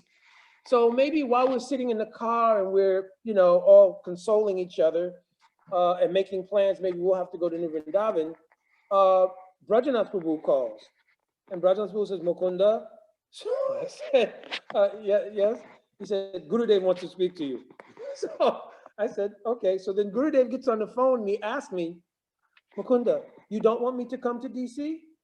So I said, no, Srila Gurudev. I was told that you wanted to go to New Vrindavan, that the preaching opportunity may be greater. He says, and then I asked, well, Srila Gurudev, even if you will come for 1 or 2 days here, I'll be happy. He says, why? You wanted me to come for 7 days. You don't want me to come? So now at this point, I'm a huge guy, but I'm about to break out in tears. I'm saying, Gurudev, no, I want you to come certainly. He says, yes, I will come for 7 days. No one controls me. So then I got the gist of what was going on in the backdrop, that they were trying to make a coup, so to speak, and just make some other program, and Gurudev wasn't having it. So of course we were like separation and meeting. So something that we all became super elated now that Gurudev was coming. So my last story, when Srila Gurudev did come to that festival, a very amazing thing happened as well. One morning, after I made the morning announcements and everything, Gurudev had called me. No, it was an evening program, and I had made all the announcements and everything. Gurudev called me and he said, listen, I want you to come tomorrow to where I'm staying, and just come by yourself. I want you to take me to the White House. So I thought, there's so many times Gurudev visited DC, and we were much closer to the White House and all these things. We were much closer. But now we're about 45 minutes, an hour away, and with traffic, that's going to be a little intense. I said, okay, Gurudev. I said, if you want to go to the White House, though, I have to bring someone with me because I will not be able to park there and leave the van. So he says, okay, you can bring one person. So I told Sanatan Prabhu to come with me. So the next morning, myself, Gurudev, Brajanath Prabhu, and Madhav Maharaj, and Sanatan, we got into the van and we drove to DC. So on the way into DC proper, we passed the Pentagon. And Gurudev asked me, what is that? So I told Gurudev, oh, Gurudev, this is the military wing of our government. They make all their plans here for this and that, and it's this and that. And Gurudev did his Ashirvad. Ashirvad means like to hold your hand up and give a blessing. And then we came to the White House. So not realizing also, I'm still in full tilak, and I've got on yogi pants, but I'm in tilak and everything. But, I had my credentials with me and everything. So I jumped down out of the van. I go to a uniformed Secret Service agent, and this never happens. Never. I showed him my credentials, and he said, okay, what can I do for you? And I was saying, listen, I have a very special visitor. He's come all the way from India. He's elderly. So we wanted him to be able to see, the White House somehow, and I don't know how to tour. And he said, listen, you can't park your van here, but you can allow him to get down here, and I'll walk him in the gate. And I'm like shocked at this point because this never happens, right? And thinking about it now, of course, this is prior to 9/11, but never happens that they'll acquiesce to allow these kind of things to go on. So I'm like super excited now. And I'm thinking everything I've ever done in law enforcement has become fruitful now that I've been able to arrange something for Gurudev that he wanted. So I run back to the van. I tell Sanatan to drive, park the van at a legal parking space, and that, Brajanath and Madhamar should get down and they'll come with us, and, Sanatan can catch up to us. So when I get back in the van, Gurudev says, okay, I'm good. We should go now. So I said, oh, Gurudev, no, I've arranged. You'll be able to go inside the gate. They won't let you in the building, but you can go in the gate. And no, it's okay. We should go back now. We'll go back and be in time for Harikatha. So now I was really confused. So I told the uniformed Secret Service agent that, no, a uniformed Secret Service guy that, no, okay, he's changed his mind. And so, we got back in the van. So then I started driving, and as I was driving to different places, I started pointing out different monuments and things. And Guru said, no, I don't need to see all. Just let's go back straight now. So I was so bewildered why this was such a thing for Srila Gurudev to do. As many times as we had been in DC before, why it was important now for him to go to the White House and all these things. So I didn't ask him about it or anything like that, but that was in May, June. Of course, in September of that year is when 9/11 had happened. And thinking back on it, though the Twin Towers in New York obviously were hit, and there's a story about that with Pujapat Srila Bhakti Vaibhav Puri Goswami Maharaj. I'm not telling that story, maybe another time. But Srila Gurudev, the two places that he passed and made notice of was the Pentagon, and he went to the White House. Neither one of those places suffered really severe damage. The White House, of course, nothing at all. And the Pentagon, it was struck, but it was struck in a new section that was being built. So the casualty was very minimal and the damage was very minimal. And I thought, listen, this could, you could chalk it up as coincidental, but Gurudev's request to go there, to see something like that, to offer Ashirvad to this place, what kind of insight or what kind of heartfelt compassion did Gurudev have that he went to these two places, right, out of the clear blue. As many times as we have been in DC, he went to these two places and offered Ashibad there, offered blessings there, and then immediately returned for us to do Hari Katha. So there were many, many things like this that I saw in the association of Srila Gurudev, and many, many other wonderful things. Of course, the main thing with Srila Gurudev was not so much these external things, but was the Antara Mandir that Gurudev built in everyone's heart. Even after Syamarani Didi had painted the Seva Kunj painting, I remember hearing Gurudev tell one devotee, Need to wrap up, Prabhu. yeah, I'm going to wrap up just now. He was saying, this is not for your archon, but this is for the Antara Mandir. It is for the heart Mandir, and you should worship there. So, Jai Srila Gurudev, Jai Ki Jai. Vancha Kalpatarubhyascha, Vipashindavevacha, Patitanam Pavanyo, Vaishnavebhyo Namo Namaha. And thank both of you very much for inviting me. Prabhu, the Agraya, is that Atul Krishna? Yes. Beautiful, beautiful, beautiful. Thank you so much. That was just like I couldn't stop you. It was so beautiful hearing all that guitar. And I can tell you that I don't think you were not telling the truth when you said you were calling in sick. You were just sick with desire. You were not sick physically. So I think you were telling the truth. You didn't realize it. It reminded me of something I was reading in the Chaitanya Charitamrita this morning about how we can only get back to Godhead with Sadhu Sangha and with Harinam. And yes. You were saying just such simple stories like how just having your hand, how having Gurudev's hand on you when he needs to go into the service center was electrifying you, and all those stories really. I don't know. I was on the tour with you in my heart, in my mind, as you were telling those stories, and you really teased us with the Sripad Puri Vaibhav Maharaj story about the Twin Towers. You're right. We don't have time right now, but I've got it. I want to hear that. I think I've heard that story before, but I've forgotten it, and I really want to hear that story.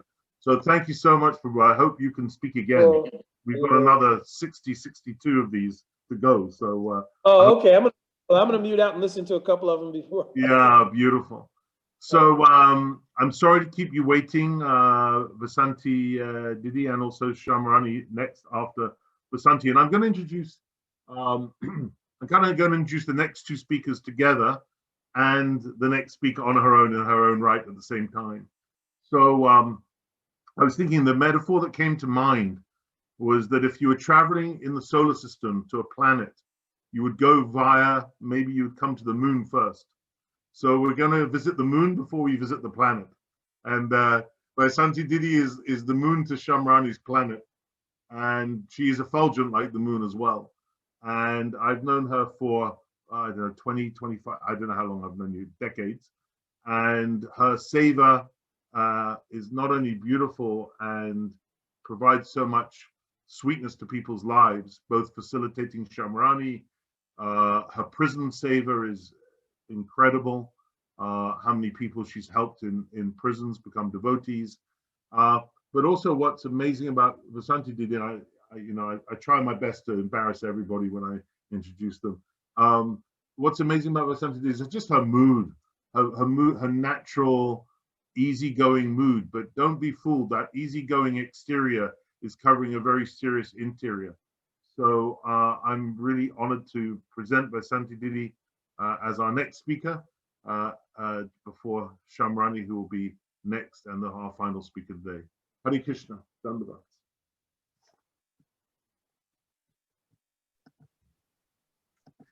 Okay. Hare Krishna.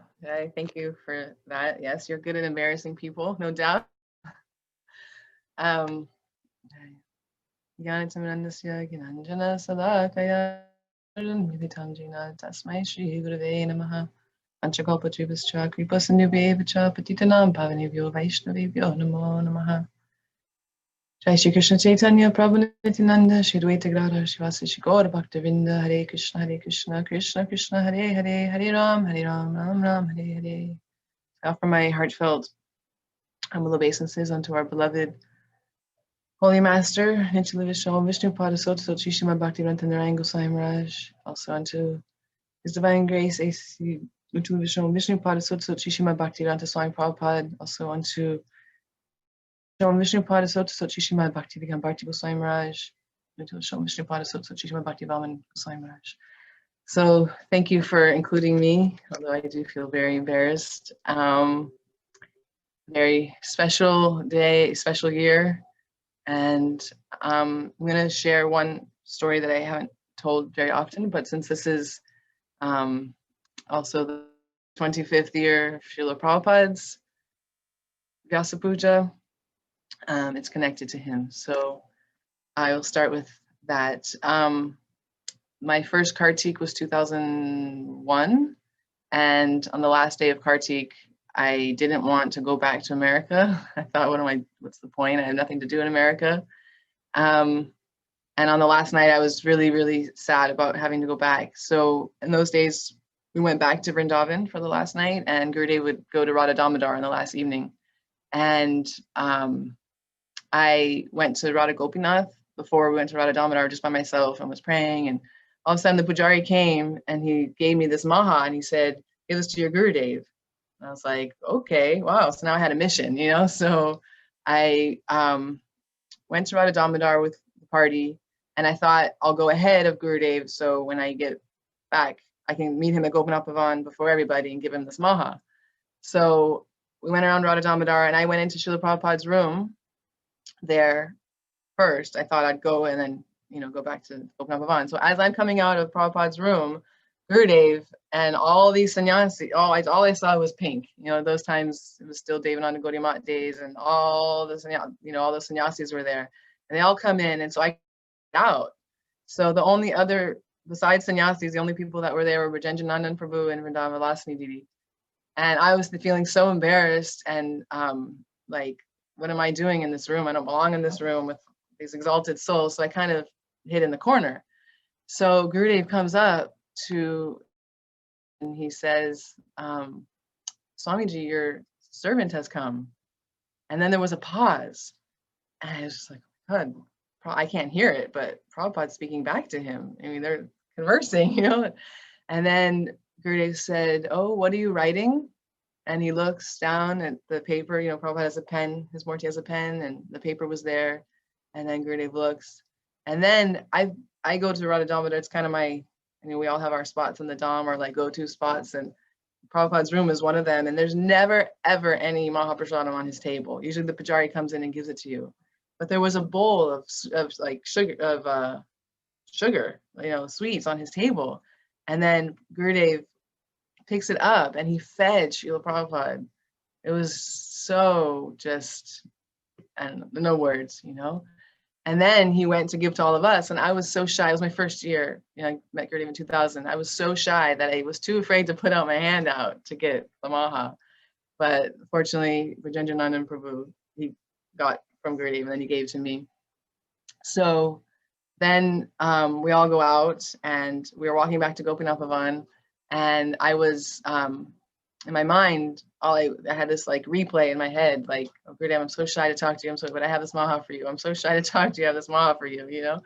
And we get back to Gopinath Bhavan, and there was like just Gurudev and a few people, and no one else had come in yet. And then Gurudev looked, and it was a mess. There was leaf plates everywhere, and he was so upset, and he was like yelling, and he's saying how the brahmacharis are so lazy, no one's cleaning up. And then he looks at me, and he's like, yes. And just knowing the heart, it made it easy for me. I said, Gurudev, Gopinath gave me this maha to give to you. And he's like, oh, Gopinath gave you to give to me? I was like, yeah. And then there were those like long, like savory kind of sweets. And he broke it in half, and he popped half in his mouth, and he gave the other half to me, and he went to his room. So it was very, you know, just so endearing, just so special. And he made it so I can then feel okay to go back to America. So another actually Srila Prabhupada related incident with Srila Gurudev was after the 2001 San Diego festival. Me and my best friend Krishnamai, we were there at in San Diego, and then Krishnamai had this idea, let's go. Gurudev was flying out of LA, which is 2.5 hours away. Shamai said, let's go, let's go to the airport. I was like, all right. And we left her husband, told him to find another ride. And Krishnamai drove and she jammed. She got to the airport, 2.5 hour drive in like an hour and a half. And we come in and we got there just before Gurudev got there. Then Gurudev came in with only 2 devotees, Madhamaraj Brajnath, of course, and then 2 devotees. So as Madhamaraj and Brajnath Prabhu were checking in, Gurudev sat down on a bench. I think it was Upananda at that time, Avadut Maharaj, and one other. And me and Krishnamai sat at Gurudev's feet. And Gurudev said, come sit next to me on the bench. And we were like, no way, Gurudev, we'll be here at your lotus feet. And Gurudev was so sweet, asked us, how many rounds we're chanting and how it's going. And then he said to us, you are so fortunate because girls your age couldn't get back in the day, couldn't get this close to Srila Prabhupada, but you can come this close to me. So that was really, really beautiful. Of course, I can't not talk about book distribution. It's very close to us, very close to Gurudev, who's then very close to Prabhupada, who's it's very close to Didi, now very close to me. Gurudev has said many, many times on his tours, every tour he would emphasize book distribution. And he said one time in Germany, I believe it was, or Holland, somewhere in the Europe Festival, he said, he would talk how these teenage girls like Syamarani, Didi, and Vasanti, they would go to airports and seaports and bus stations and, they would go everywhere, no shyness. And he said, they did for Prabhupada, why not for me? And one time he even said, if you don't distribute books, I think you're not really my disciple. So the walk books, he has 4, we have Walking with a Saint series. And somehow I was in Brazil, 2010, I had to give something to Gurudev and I went to his house and Brajnath was like, yeah, just go in. And there was nobody there. It was so sweet. And we had just started working on his walk books.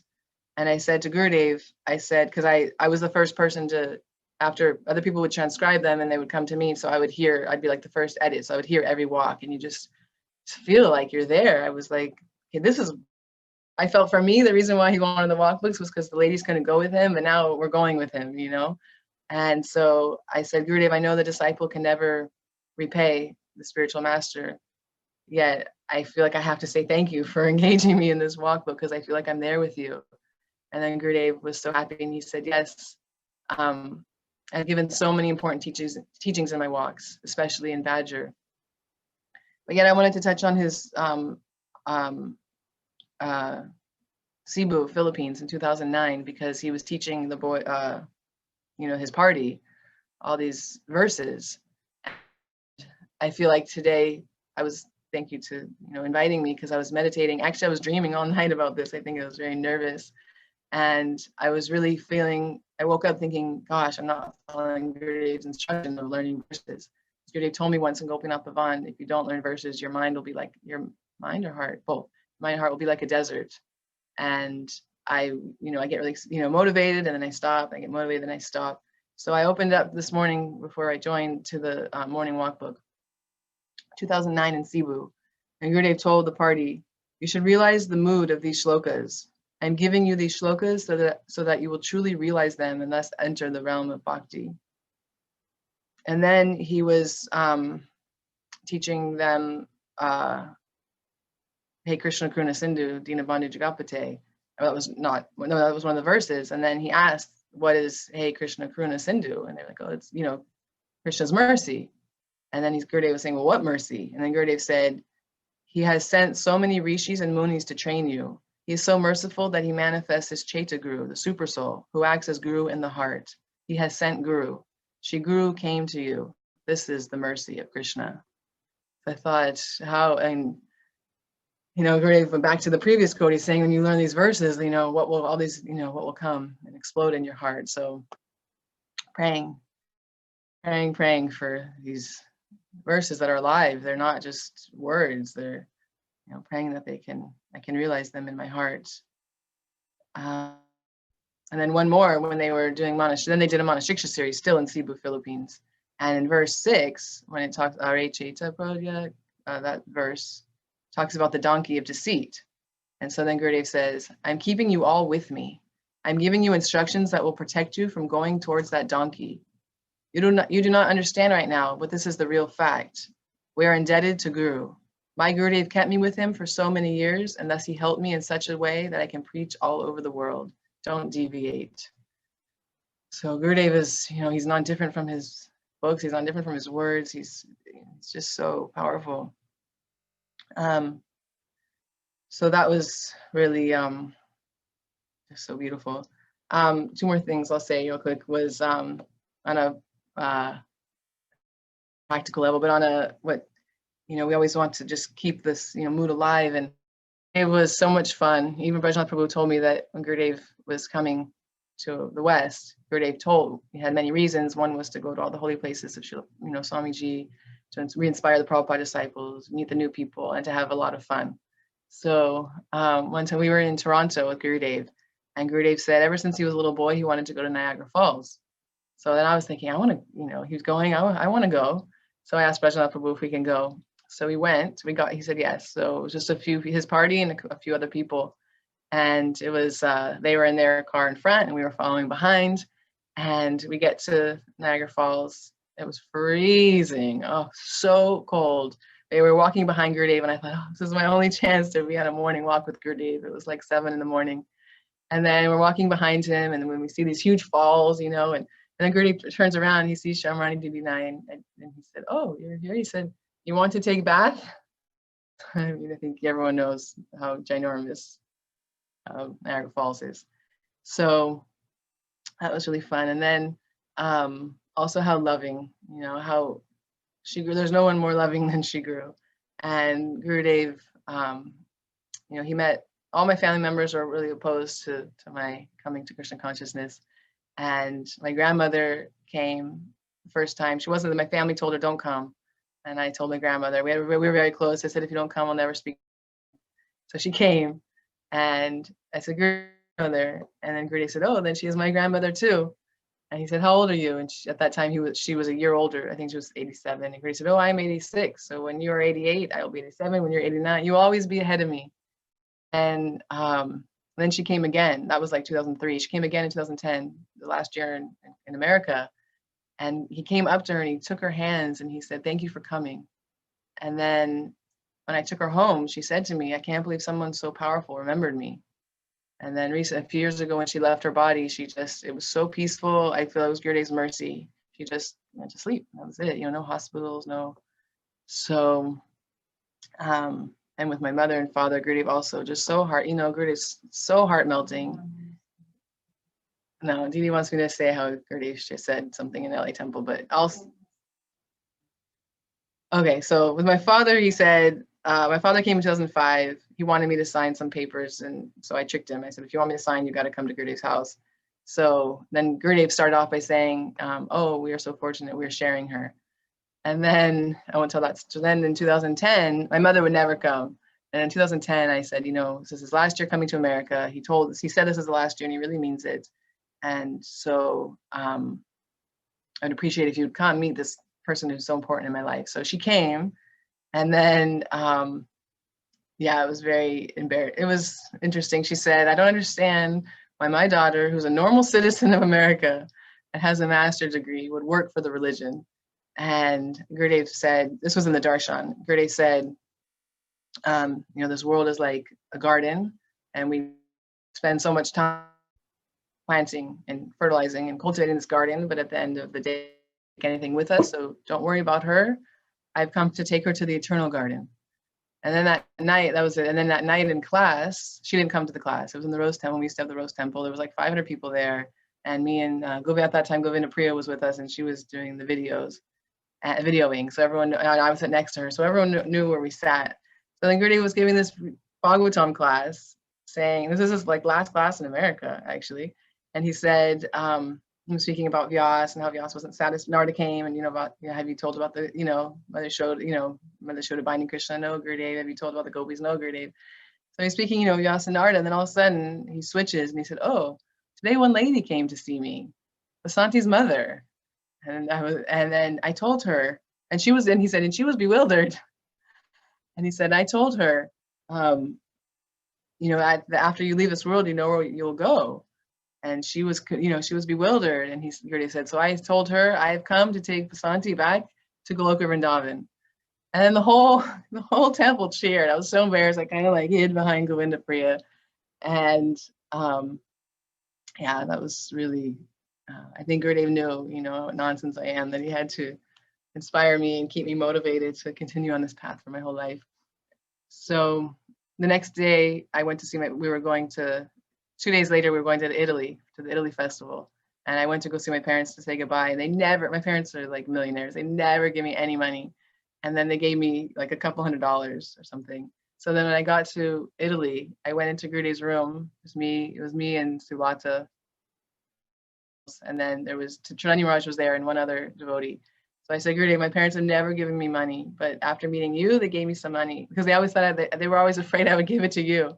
I said, so they gave me some money. So when I gave it to him, and then Gurudev looked at Sriman Maharaj and he said, Vasanti's mother came to see me, and I think she was somewhat impressed. That was really, really sweet. So my internet connection is unstable. Okay. I'll just tell the Bhakti Vaibhav Puri Maharaj story real quick, because I saw before Bhakti Vaibhav Puri Maharaj went to New York, he came to LA, and me and some of my friends, we went to go see him, and we went for a walk on the beach, and we just randomly where we parked happened if there was piers, and every couple, like every mile or however, they're spaced out, and the first pier was number 10, and we walked along the beach, and then when he got tired, he said he wanted to sit down, and that was pier number 8. So that was really cool. So then he said he wanted to see the cars. LA's famous for the traffic. He said, I want to see the cars. So we went to the freeway overpass and watched, all the traffic and tons of cars. And that was in LA. And just after that, then he went to New York. And in New York, he said he wanted to ride the elevator of the World Trade Center. And then, as we know, a few months later, the World Trade Trade Centers were blown up. So, yeah, I wanted to share that. Okay, it's so much to share, but thank you so much. Huh? Yeah. Didi, Syamarani says so much nectar, so little time. But thank you so much. I feel so happy to be with everyone. And Jai, Srila Gurudev ki Jai, Prabhu ki Jai, Maharaj ki Jai, Maharaj ki Jai. Here comes Syamarani Didi. Well, Vasanti Didi, what's the backdrop? Oh, yeah, it's a painting. There's one. Yeah, it's Govinda Kund. It was done by a local devotee here in Houston. Oh, it's amazing because I know you're in Houston, and I'm thinking, hang on, she looks like she's in India. So that's beautiful. Yeah. Thank you for your beautiful sharing of so many intimate and colorful stories. And actually, one of the things that hit me really hard, and I know everybody, consciousness is subjective, so we're all listening from a different angle. The thing that really crashed into my heart was when you said, later you said that Gurudev's words are non-different from Guru, but previously you also said that my books, if you don't distribute my books, then you're not a disciple of mine. And I was like, wow, that's really quite profound, it's quite heavy. I have to reflect on that. So, yeah. So thank you. Thank you. So as I said before, we've now landed on the moon. Now we're landing on the planet, and Syamarani, Srimati Syamarani Didi is that planet. I mean, I really don't need to introduce Syamarani, but out of etiquette and love and affection, I must do so. She met Srila Prabhupada in 1966 and has been extraordinary sevak to him. But in addition to that, we all know that she took, I think Sudevi and Kishori was talking about, or I can't remember, I think it was Sudevi actually saying, yes, Sudevi. We have to give up.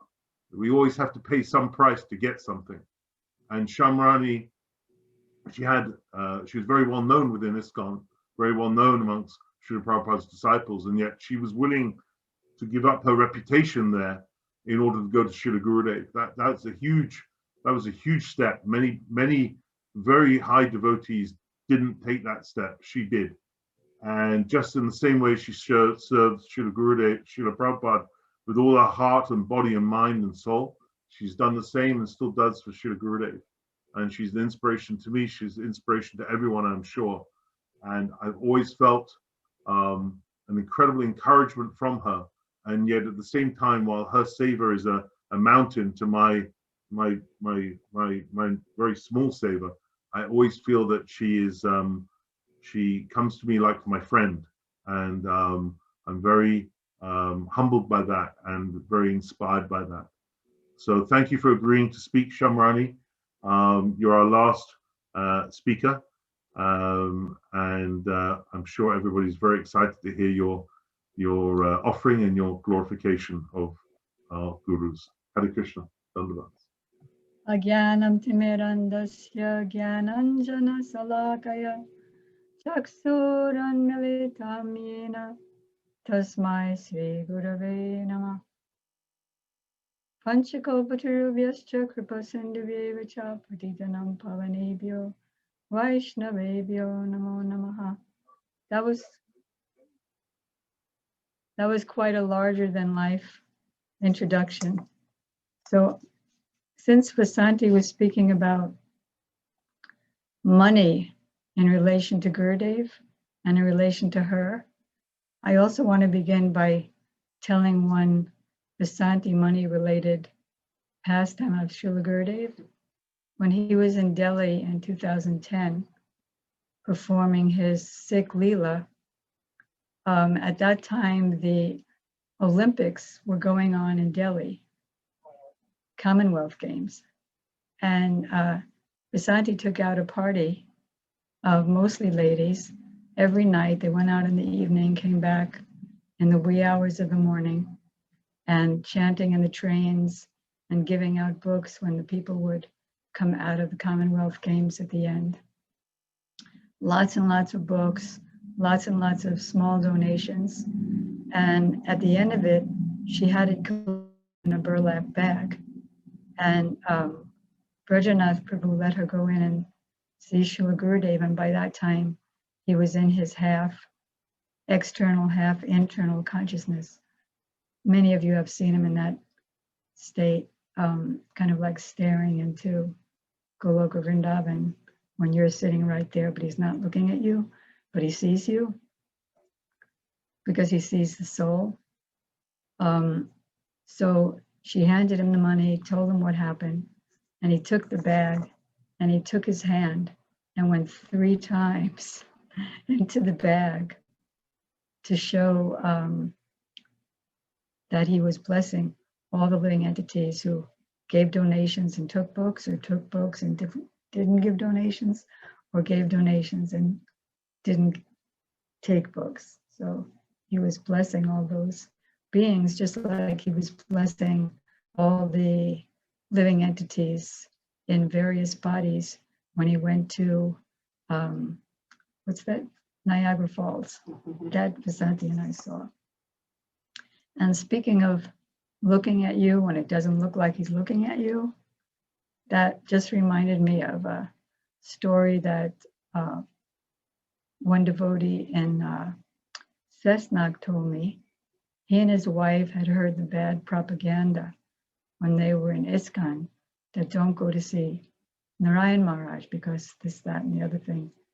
So they thought, well, we want to see for ourselves. His name is Jugal Kishore Prabhu. And so he and his wife came, and his wife was immediately attracted to Srila Gurudev, but he was still hesitant because of all the things that he heard. So Gurudev was speaking and giving a lot of, eye contact and laughing with his wife, but nothing to him, it seemed. So he was getting more and more frustrated because every time he went to Gurudev's class or darshan, he was becoming more and more attracted, but Gurudev kept giving his external attention to his wife and everybody else but him. By the end of it, it was on the last day, and Gurudev was about to leave, and he was so frustrated he was about to scream that he wanted Gurudev's attention because at that time he felt himself surrendered. So Gurudev turned to him at that point when he was so frustrated, and he said, "I'm working on you." So yeah, it's hard to know what Gurudev is doing.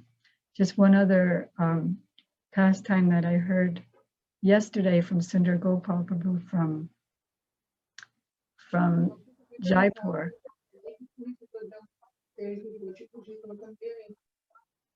What? He's making a book in Hindi of devotees' memories and from the walks books. So Didi Krishna Prabhu, one of Gurudev's personal servants, told him that early one morning, Gurudev told him, "Somebody's calling me to Holy Gate, let's go." So Didi Krishna said, "Yeah, but they didn't call me and they didn't call Naveen Krishna. So that means we can't go," because Gurudev didn't even have a phone. So he said Gurudev was very grave and also sounded like he was in a hurry. He said, "No, someone's calling me directly," even though he didn't have a phone. So he said, "Come immediately, Holy Gate with me." So Didi Krishna went with him, and they went to somebody's house, a man named Chailal, who was a disciple of Gurudev and had a vegetable store. And that man was just about to leave his body. And Gurudev gave him 1 minute Hari Katha and made him fearless. He said, "Don't worry, nothing's going to happen. Just chant Hare Krishna. Just remember Krishna." And Gurudev told Didi Krishna Prabhu to chant and the whole family to chant. And Gurudev was chanting. And then a moment later, he left his body right in front of Gurudev.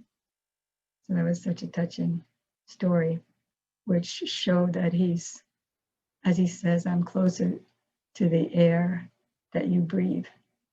And I just want to take 1 minute to do a commercial.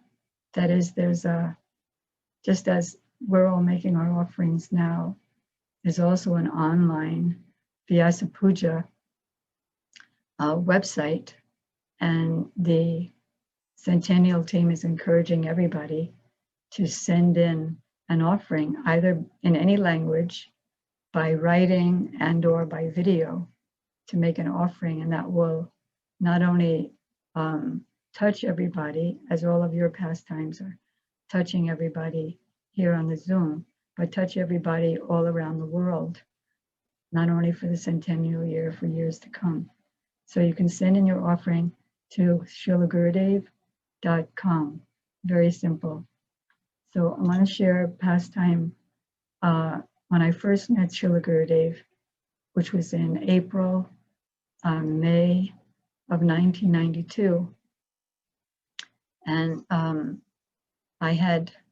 was very frustrated that for the last 26 years that I've been in ISKCON, I'd never had any taste in chanting the holy name.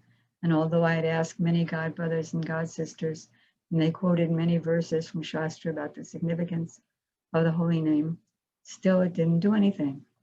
So on one of my first meetings, if not the first meeting, I asked Gurudev, how I've been chanting for 26 years and I don't have any taste. What do I do? So he sat up very straight and said simply, you have to associate with someone who has taste. So a light bulb went off for me. Oh, is that you? And then I told him that, I have intellectual understanding of the philosophy, and I give classes all over the world, but I have no actual emotional experience of the philosophy. So what do I do? So I thought he was going to say intellectual understanding is not all, but instead intellectual understanding is no understanding.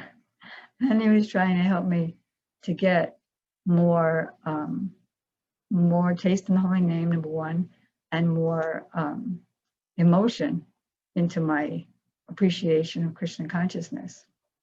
So he started, and that was the beginning, but he never stopped of telling me and the other devotees who were in the room, and then later on telling everybody on the world tour, telling everybody in his various translations and commentaries and lecture books what to think about while we chant.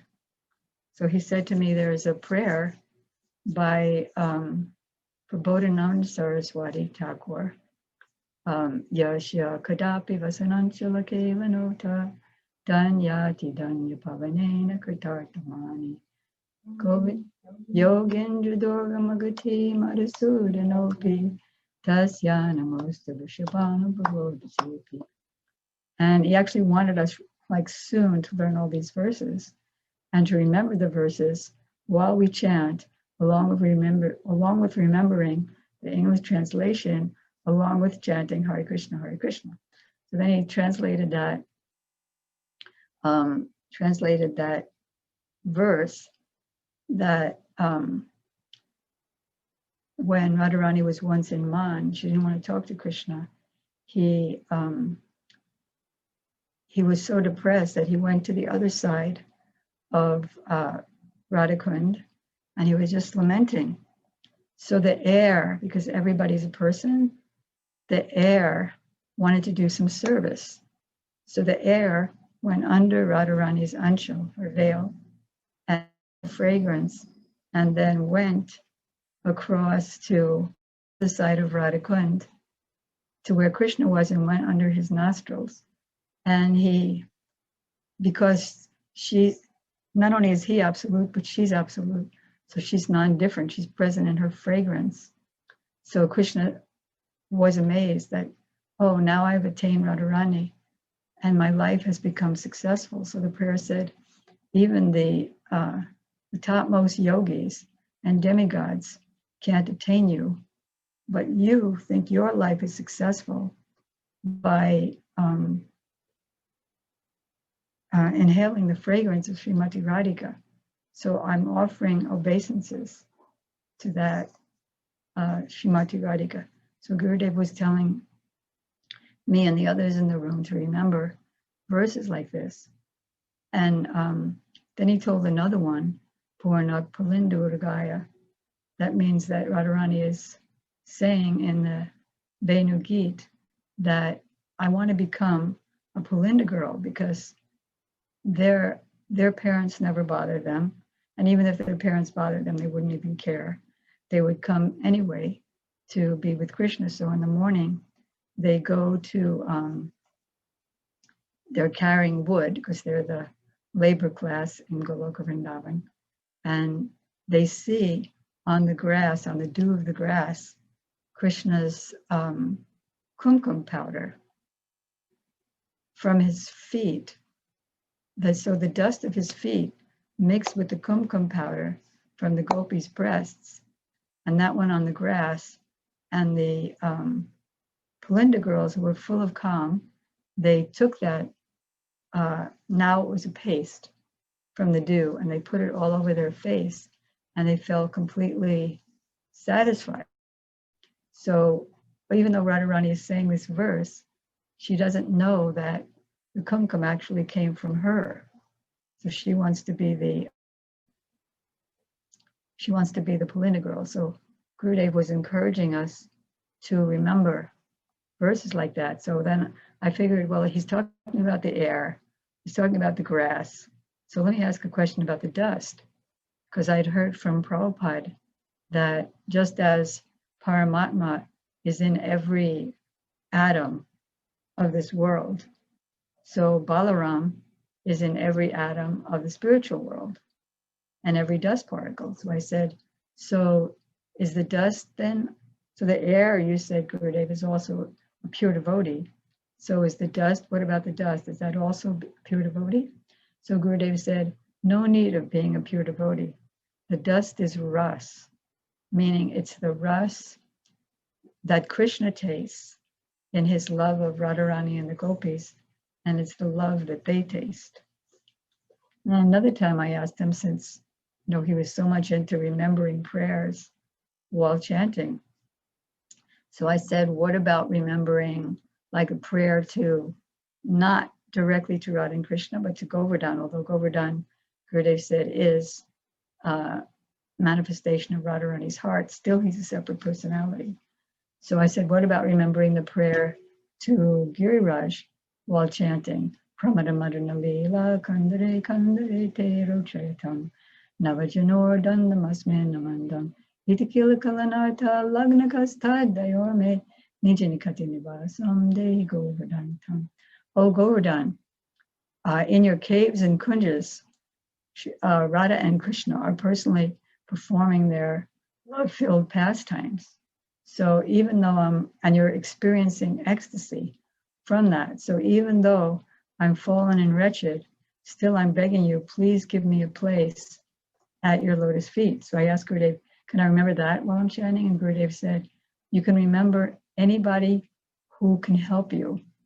Meaning, the meaning I took was that everybody who's in the holy name, because what is it? Amara Harinam Amiyabilas. All the pastimes are in the holy name, or the holy name is all the pastimes. So like everybody who's in the pastimes, Jamuna, Radhikund, Purnamasi, any of them, he said, anyone who can help you, you can remember them while chanting. One time I told him, I feel so offensive since we're also celebrating, you mentioned the 125th anniversary of Srila Prabhupada. So I told Gurudev once that I feel very offensive whenever I think of Srila Prabhupada, like there's a big wall, oh, Srila Prabhupada.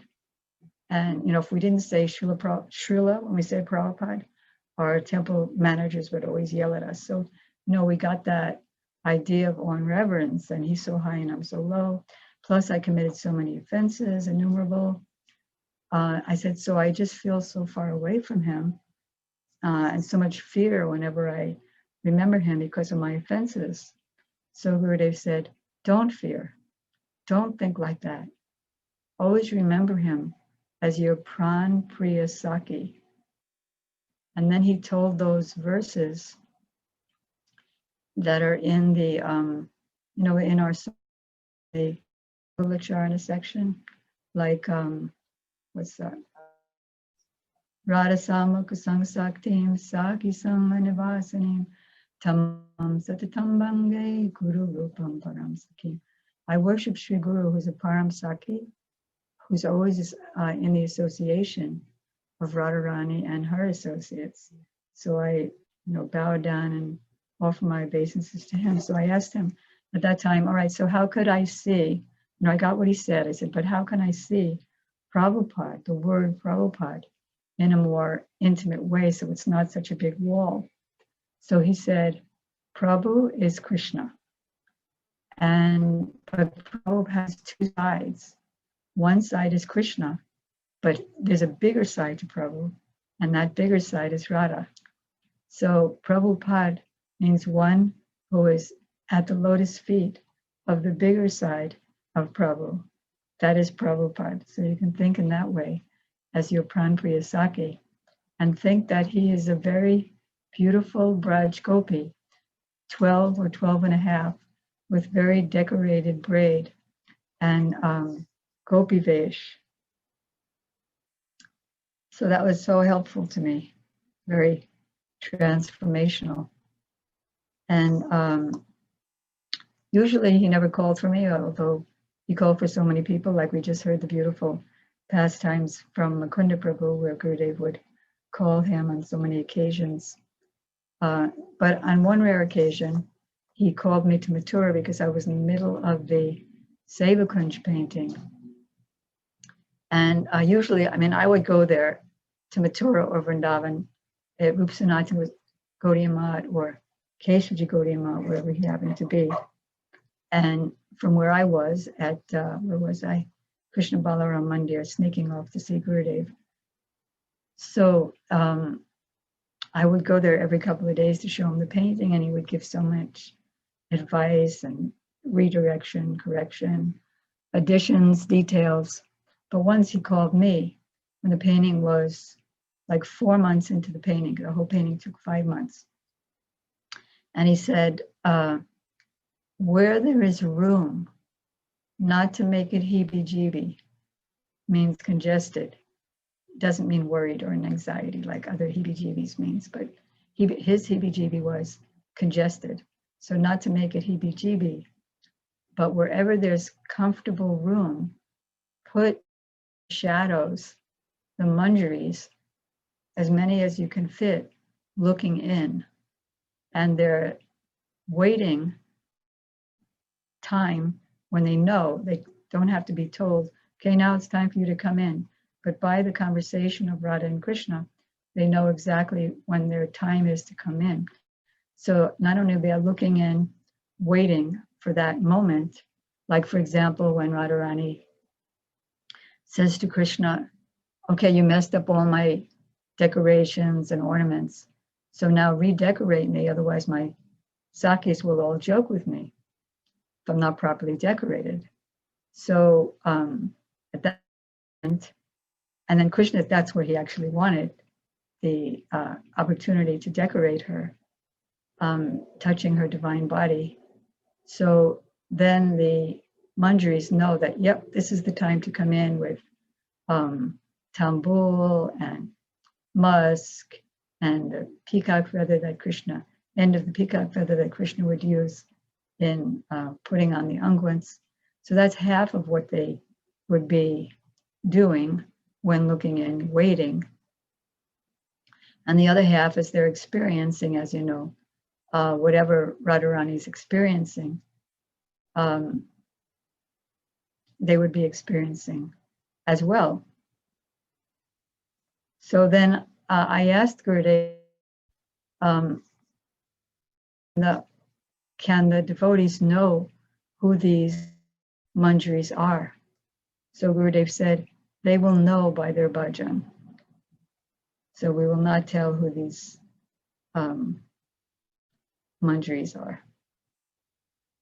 And another very significant, everything about Gurudev is a significant change in everybody's life. But one extra significant thing to me, it was when I heard him tell us on several occasions, like what to think about first thing in the morning, even before you get out of bed, even before your feet touch the floor. And that is, you know how we do our Jayadwani prayers. So Gurudev like tripled or quadrupled that. As many personalities as we say in our Jayadwani prayers, he quadrupled that. And coming to Vyasadeva, all the way to Vyasadeva and Brahma in the disciplic succession, Narada, Vyas, Brahma, and then all the personalities in not only the places in Braj, but like Kunj, Radhakund, banks of the Jamuna, Sanket Kunj, Talvan, Apsarakund, but all the personalities, Yashoda Maya ki jai, Kirtika Maya ki jai, Nanda Baba ki jai, and then to all the coward boys, Daubai ki jai, Subal ki jai, all the coward boys and all the gopis and all the manjaris, and then go to Puri, places in Puri and all the personalities, Bhagavatacharya, Paramananda Puri, and I'll then go to Navadvip and the places in Navadvip and the personalities of Navadvip, Sachimaya, Ki Jai. And what does Jai mean? He also explained. Jai doesn't only mean hail, victory, you stay where you are and you be victorious, but one thing that really changed something in my Jayadwani prayers is that Jai means whenever there's Jai, there's also Har Jai. Whenever there's victory, there's also defeat. So we're praying that please be victorious and make defeated my senses, my mind, my intelligence, my lust, anger, greed, pride, illusion, and envy. Like when one country takes over another country and they put their flagpole there. And so please conquer over this enemy and make my enemies yours. And he said, then you can put your feet on the floor. So I can't go that far, but it's so helpful, and I got the best that I can. But what can I say about the glory of Sri Guru? I have, looks like 4 minutes left. What can I say about the glory of Sri Guru? Being a conditioned soul, our acharyas who are realized souls, they can and have glorified. Like Gurudev said, only a transcendental personality can glorify another transcendental personality. Even Shesh, Anant, can't find the end of the glories of a great personality, for example, like Srila Bhaktivinoda Thakur. So we learn from our acharyas that who is Guru? He bestows transcendental knowledge. Like if we get realization of our relationship with Krishna, that's given by Guru. He's the friend of the fallen, no matter how fallen I am, and nobody else likes me. I know that he's going to be my friend, my real friend. And he gives the spiritual bliss that exists in his own heart. And he's always teaching about the love of Sri Radha. He's an exalted son. And on the side of deliverance, what is he? We're being gobbled up, we're being devoured by time and material existence. The fire of material existence, we're being burnt up. So therefore we pray to him because he has the power to do it. Please deliver me, O worshipful Guru. You are the shelter of the in the material world. I'm being burnt by the fire of material existence and devoured by time. Thus I've come to take shelter of you. And we also learn from Srila Bhaktivinoda Thakur that Sri Rupa Goswami comes in the form of Sri Guru and gives us instructions. We understand from Srila Narottam Das Thakur that Sri Guru is the storehouse of sadhana bhakti, bhav bhakti, and prema bhakti. He's the one who carries us from one to the other to the other. And, we hear how Swarup Shakti, when Swarup Shakti descends at the time of bhav bhakti, at that time we can see our own spiritual form, the form of Krishna, and internally engage in the services. But where does that Swarup Shakti come? It comes gradually first, and then it comes like a waterfall like Bhava Bhakti. But it comes gradually in the form of the Harikatha of Sri Guru. So powerful he is. And Srila Narottam Das Thakur prays to Sri Guru that, Ebe Yash Kushuk Tribhuvana, your glories of the three worlds. Srila Gurudev commented on that nobody can deliver me, I'm so fallen, but if you deliver me, you have that power, then everyone will think you're so glorious. So many glorifications of Srila, as Vasanti said, as Vasanti quoted the bee flying over the flowers, so much nectar and no time to drink. So my time is up, my half hour is over. So thank you very much, and Gaur Premanande, Hari Hari Bol, Pancha Kopatru Vyashtra Kabisana Bhavacha, Patitanam Pavane Bhyo Vaishnave Bhyo Namo Namaha. Well, Hare Krishna, thank you for Syamarani. That was incredibly densely packed nectar. I'm going to, for sure, in the recording, I want to listen to that again because there's so much to unpack from what you shared. Particularly, I want to collect together a whole range of, you mentioned about the prayers, how Gurudev advised us to use prayers to increase our taste for bhajan. It'd be beautiful to put together a some prayers for my bhajan. It's very, very inspiring. Prabhu, I can send you, actually you have my memoir, ASL, right? Yeah. So in one of those chapters about Gurudev, I have a transcription of some of those prayers that he gave for when you first wake up. So I'll send you. Oh, great. Number. Thank you. Thank you. Beautiful. And also what I picked up from overall from what you shared was how the importance of Shiksha Guru in nourishing Diksha Guru, the relationship in your heart between Srila Prabhupada and Srila Gurudev, although you weren't so explicit about that, at points you mentioned, I could see it running through everything you were saying. So thank you. Oh, and also the other thing, and Gurudev was amazing like this, how he said, don't fear Srila Prabhupada. This was an amazing quality of Srila Gurudev, is that although I came to Srila Gurudev in '96 from nowhere, knew absolutely nothing, hardly even knew the Maha Mantra, somehow he was telling me, never fear me. I'm controlled through love, don't fear me, even though I knew, actually, if I was sane, I probably would fear him. But no, he always had this incredible ability to draw us nearer and nearer until, as you said, until we could see that he was closer to us than the air that we breathe. So thank you so much. That was extraordinary finish to a really beautiful afternoon. We had Kishori Mohan's Be Inspired and Inspire. We had Sudevi's Receive and Give Up to Receive. We had Ramakanta's being controlled through love, the Guru and Krishna controlled through love.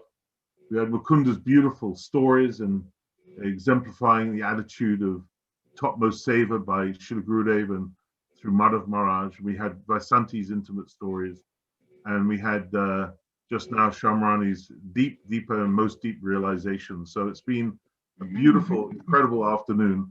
Oh, we'll share when we send out the next, the recording, we'll share the URL, Syamarani, for Srila Gurudev's uploading our offerings to Srila Gurudev that you mentioned earlier. Thank you very much. Yeah. So we'll enforce that message, emphasize that message.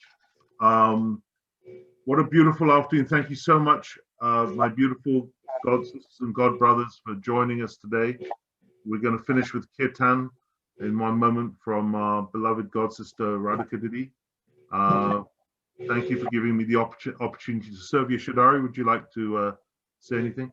Yeah, just one thing is that firstly, today I am feeling overly blessed to have such association with so many that have shared their wonderful glorifications of Srila Gurudev. And today I'm realizing the depth of what Srila Gurudev came to give us. So thank you for everyone that has given a little bit of their heart to us. And then the other thing that I wanted to say is that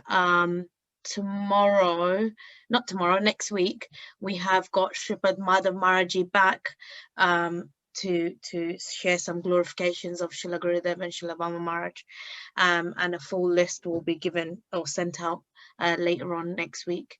And I just want to offer my humble obeisances, not that I'm humble at all, but my complete Dandavat pranams at the lotus feet of Srila Gurudev and all of the Vaisnavas and all the Vaisnavas that are present in front of me, just to give me some blessings that I will become that much closer to Srila Gurudev. So thank you for keeping us in Seva.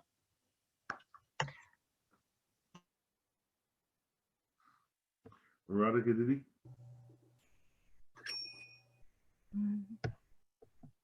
Dandavat pranams, everyone. Australian melody, I think, is in calling today. So, Hare Krishna, Hare Krishna,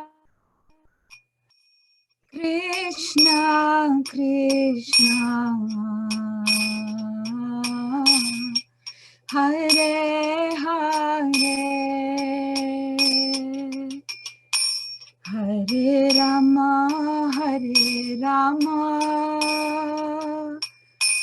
Rama Rama,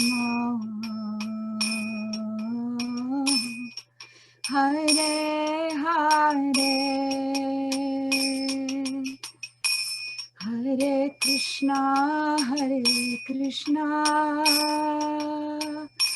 Krishna Krishna, Hare Hare, Hare Rama, Hare Rama, Rama Rama, Hare Hare, Hare Krishna, Hare Krishna, Krishna Krishna, Hare Hare, Hare Rama, Hare Rama, Rama Rama, Hare Hare, Hare Krishna, Hare Krishna, Krishna Krishna, Hare Hare, Hare Rama, Hare Rama, Rama Rama, Hare Hare, Hare Krishna, Hare Krishna,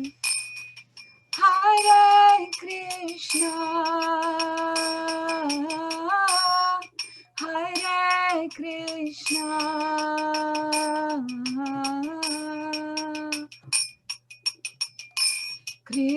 Hare Hare, Hare Rama, Hare Rama, Rama Rama, Hare Hare,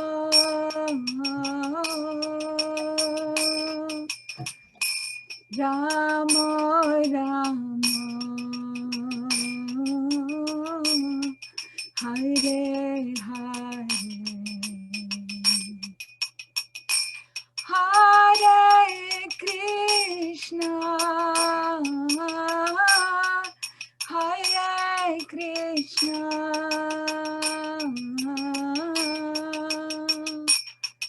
Hare Krishna, Krishna Krishna, Hare Hare,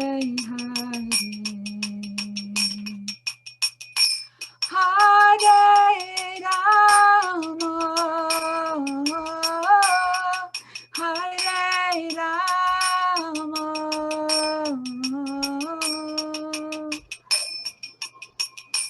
Rama Rama, Hare Hare, Hare Krishna, Hare Krishna, Krishna Krishna, Hare Hare, Hare Rama, Hare Rama, Rama Rama, Hare Hare, Hare Krishna, Hare Krishna, Krishna Krishna, Hare Hare, Hare Rama, Hare Rama, Rama Rama, Hare Hare,